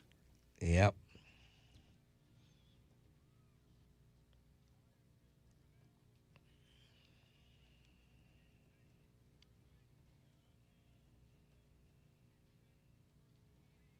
Terrence should find a few music clips that you like and stick with them. Y'all have a few decent ones. Okay. Find a few clips, a few of those music cuts and stick with them. They starting to like some of those cuts there, Terrence.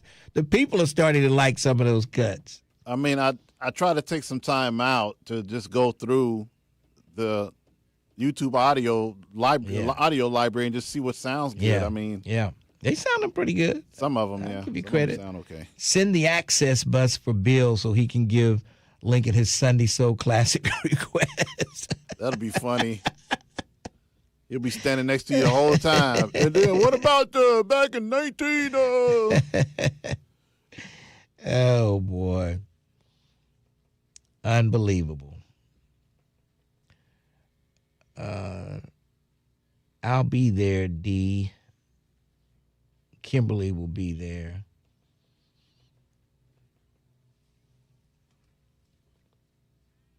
Monroe, Ohio.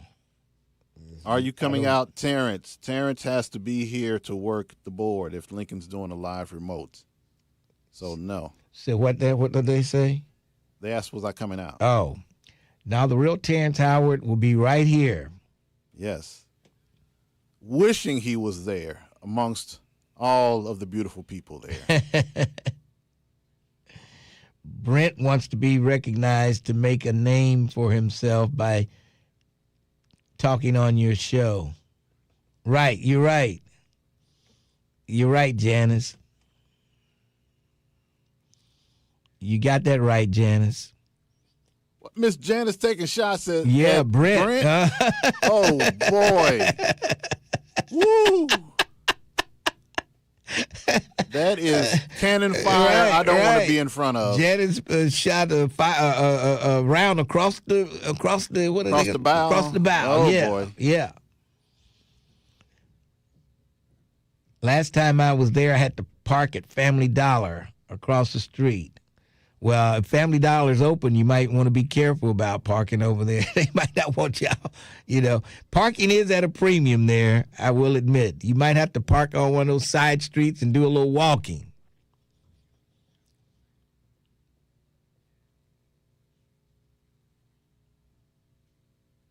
She said she couldn't help herself. Sorry.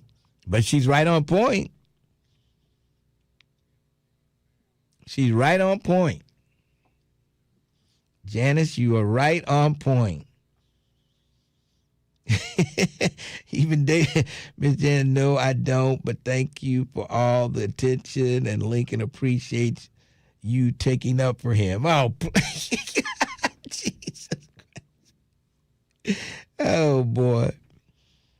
Hey, Miss Janice is always in my corner. That was a polite way to respond, Brent. I give you credit for that.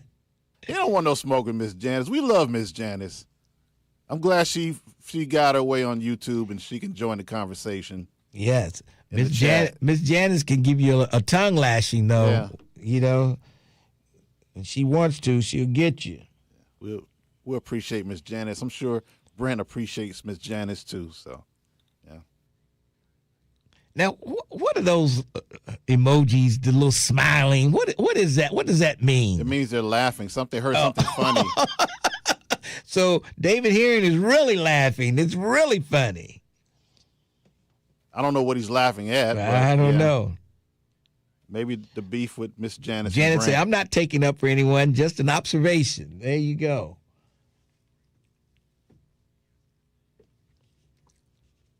All right. I got to talk to this promotion lady. I'll be right back, folks.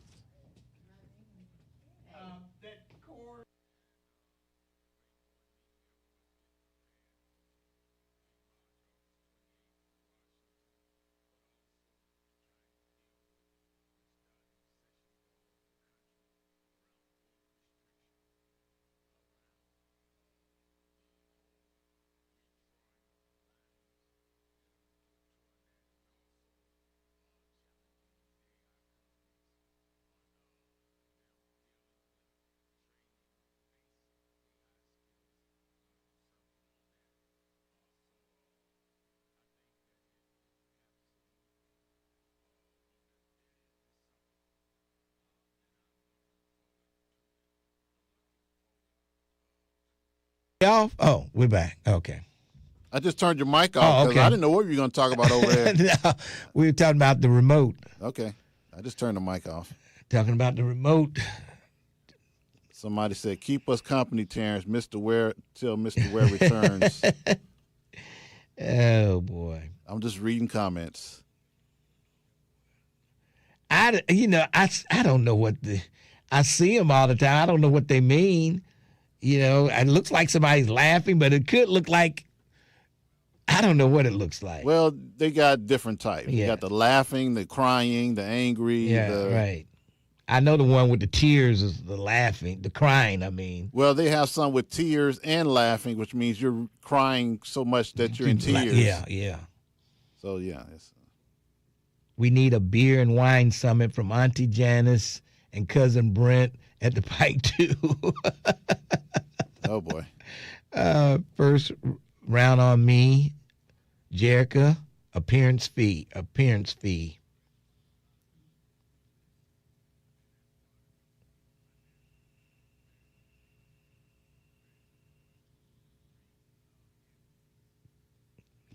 Paul Harvey.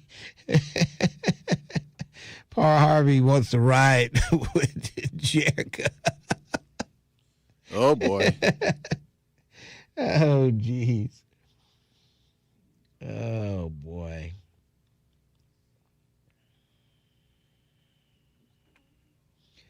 Friday at 4. Cherry Trice.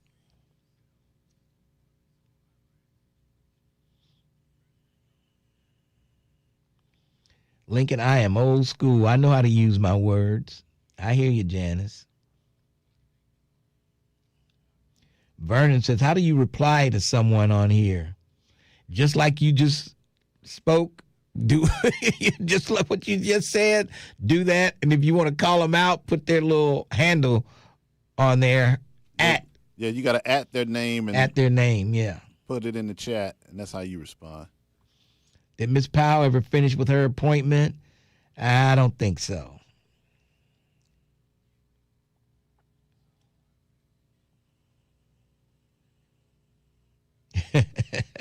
Paul Harvey gonna have Wendy's Frosties for the first hour.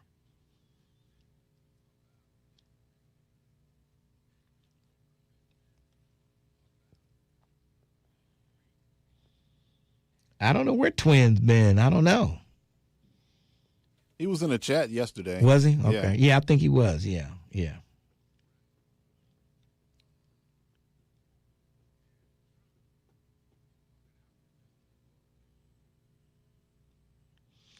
Oh, boy. Lincoln, you and Terrence chip in and get Miss Nettie a Uber ride.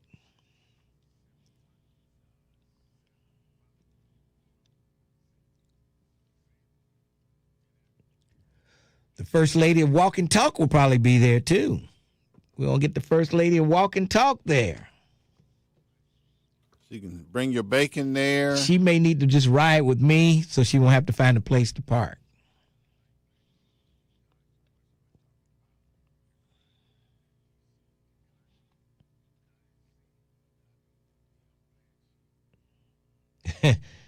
Terry said he's going to bring Pharaoh. Oh, man, then that's when the party's going to start right there. Again, what's the address of the Pike? I don't know the address. Oh, does anybody out there know the address of the Pike? Put it up here on the YouTube page here in the chat. I'm sure it's a quick Google search away. Yeah. Pike 2. It's called the Pike 2. Janice wants to know the address, so she might be there.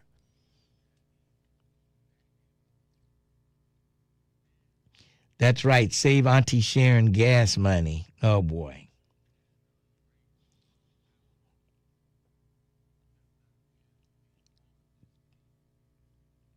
Twin is racking up overtime at Kroger. Well, they said Kroger's. Oh, boy.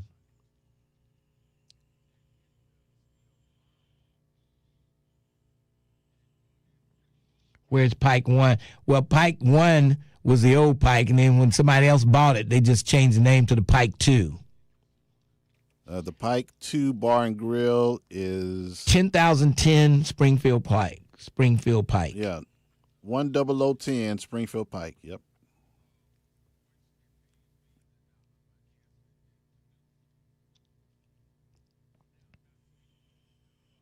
I haven't seen Kung Fu Mike, and I don't know when. I think he might have popped up at the walking club one day last year.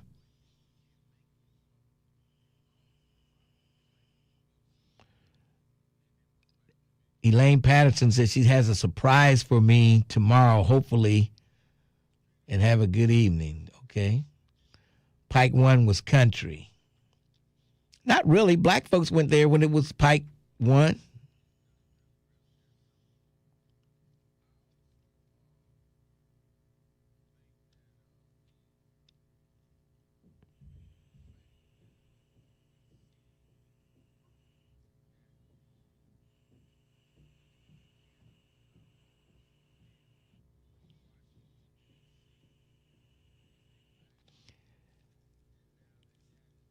Somebody got some loud shoes. I know. Sheesh.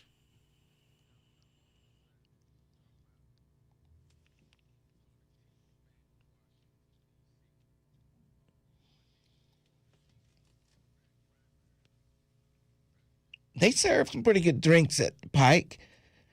I think that Long Island iced tea is something they're famous for. That Long Island iced tea. Oh, boy. How many you plan on hammering down in Mr. Ware? None. Oh, boy. If you take Miss Sharon with you, she'll be driving you home. Oh, boy. Oh, boy. Now, I might have me maybe 1 Crown and then a beer. You know, that's good enough for me. Yeah. 1 Crown and a beer.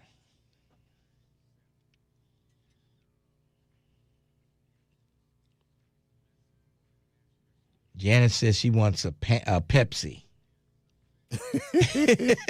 There you go, Miss Janice. Living life on the edge, I see. Oh, boy. Unbelievable. Somebody said, I can picture Pharaoh in a Hebrew Israelite outfit preaching on a street corner. Do you want to get smacked by the Pharaoh, whoever said that? Walter Bradley. Oh, boy. Apparently, well, him and Alicia Israel did a debate, I think, years ago, a long time ago. Oh, yeah. Pharaoh Yeah, they Alicia. did. Yeah, I think so. Yeah. Yeah, he's not fond of Hebrew Israelites.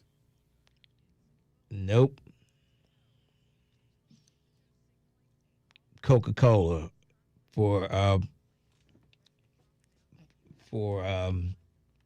Jerica. Yeah, right. How much rum you want in that Coke, Jerica? I think she's more like a tequila drinker. Oh. Yeah. Oh, boy. They get a little wild, those tequila drinkers. She had a big bottle of tequila at that party up in Dayton. Whoa. Yeah. You end up like me, Jerica. Don't do it. Lincoln, after the walk on Saturday, you'll be ready for a long nap. You got that right.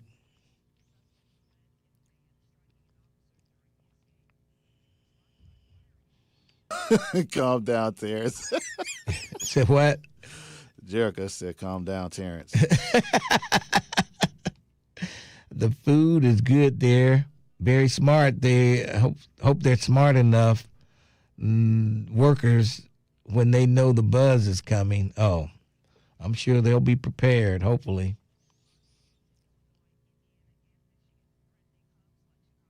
Long Island iced tea is my drink, Ron Dixon said. Okay. Yeah, I used to like those back when I used to drink. I used to like those. Yeah. We when the Dukester first opened up, he had that whole bar right next to him, had that whole bar. And on Fridays, we used to have a happy hour. I was a guest bartender, and we used to make Long Island iced teas. But people were going out of there drunk as hell. Oh, man. Oh. We were pouring them up, Long Island iced tea. So you just how did you measure it, Lincoln? I don't know. They just told me what to do, and I did it, and I don't know. Okay, now you got to turn your wrist straight up again, okay? You can't have it twisted the whole time. Oh, boy. I might make an appearance. Where will Maya be, Tamiko? Tell me she's kid-free. Where will Maya be?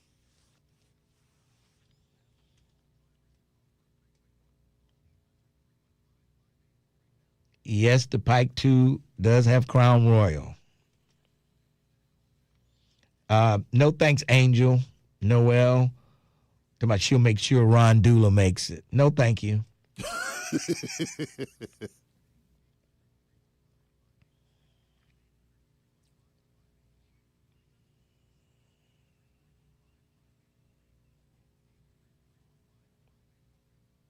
Maya will be at the play park with Bo.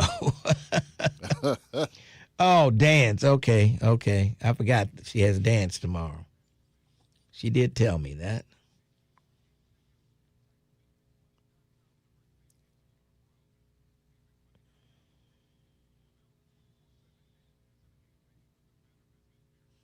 What did you used to drink, Terrence? Let's see. Lots of what was that? Oh man.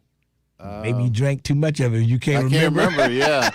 It's been so long. It's been I don't know. It's been a long time. All right, folks. Oh boy, I got some spots to do. Jeez, I got to go. I forgot all about that stuff. I gotta do.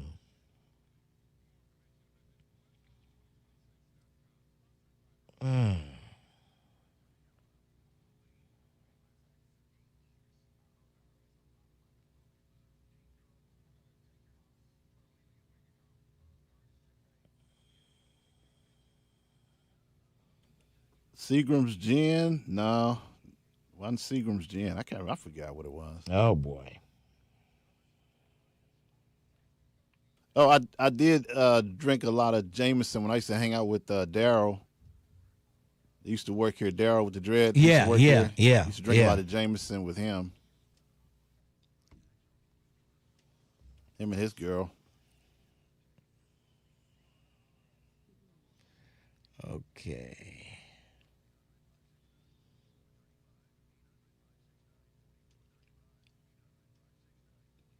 Miss Pittsburgh said, Gentleman's Jack is her drink. Okay.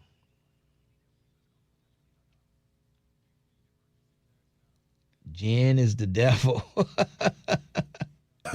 Terrence drank MD 2020. That cold duck. Remember cold duck?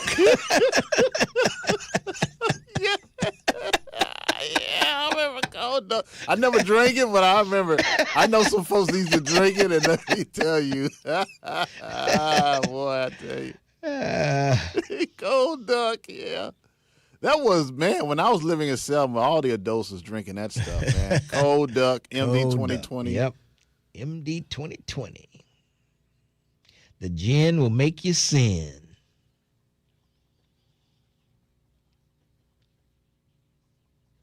All right, folks. I'm getting off here. I will see you tomorrow morning. And I'm looking forward to Friday. Looking forward to Friday. All right. I know some of these people ain't never been to a club in 50 years. They'll probably show up there. They don't know how to act at the club.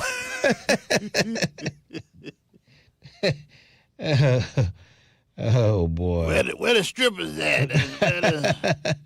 Oh, boy. I like the moonshine with the cherries in there. I don't even drink the moonshine. I just eat the cherries, and that's enough to get you drunk. Oh, boy. I'm telling you. Terrence has been drinking since 12. That's kind of true. That's kind of true. Oh, boy. When I was growing up in Selma, it was around family, but the wrong kind of family. And I was drinking early, unfortunately. It ain't real moonshine if it doesn't come with a mason jar and an aluminum foil lid. It comes in a mason jar. You can get it at the liquor store. What is Brass Monkey? Is that a drink? I don't know. David Herring said Terrence drank Brass Monkey.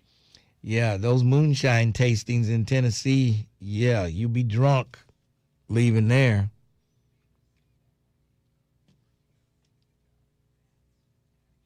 All right, folks, I'm out of here. Y'all take it easy. Bye, ya.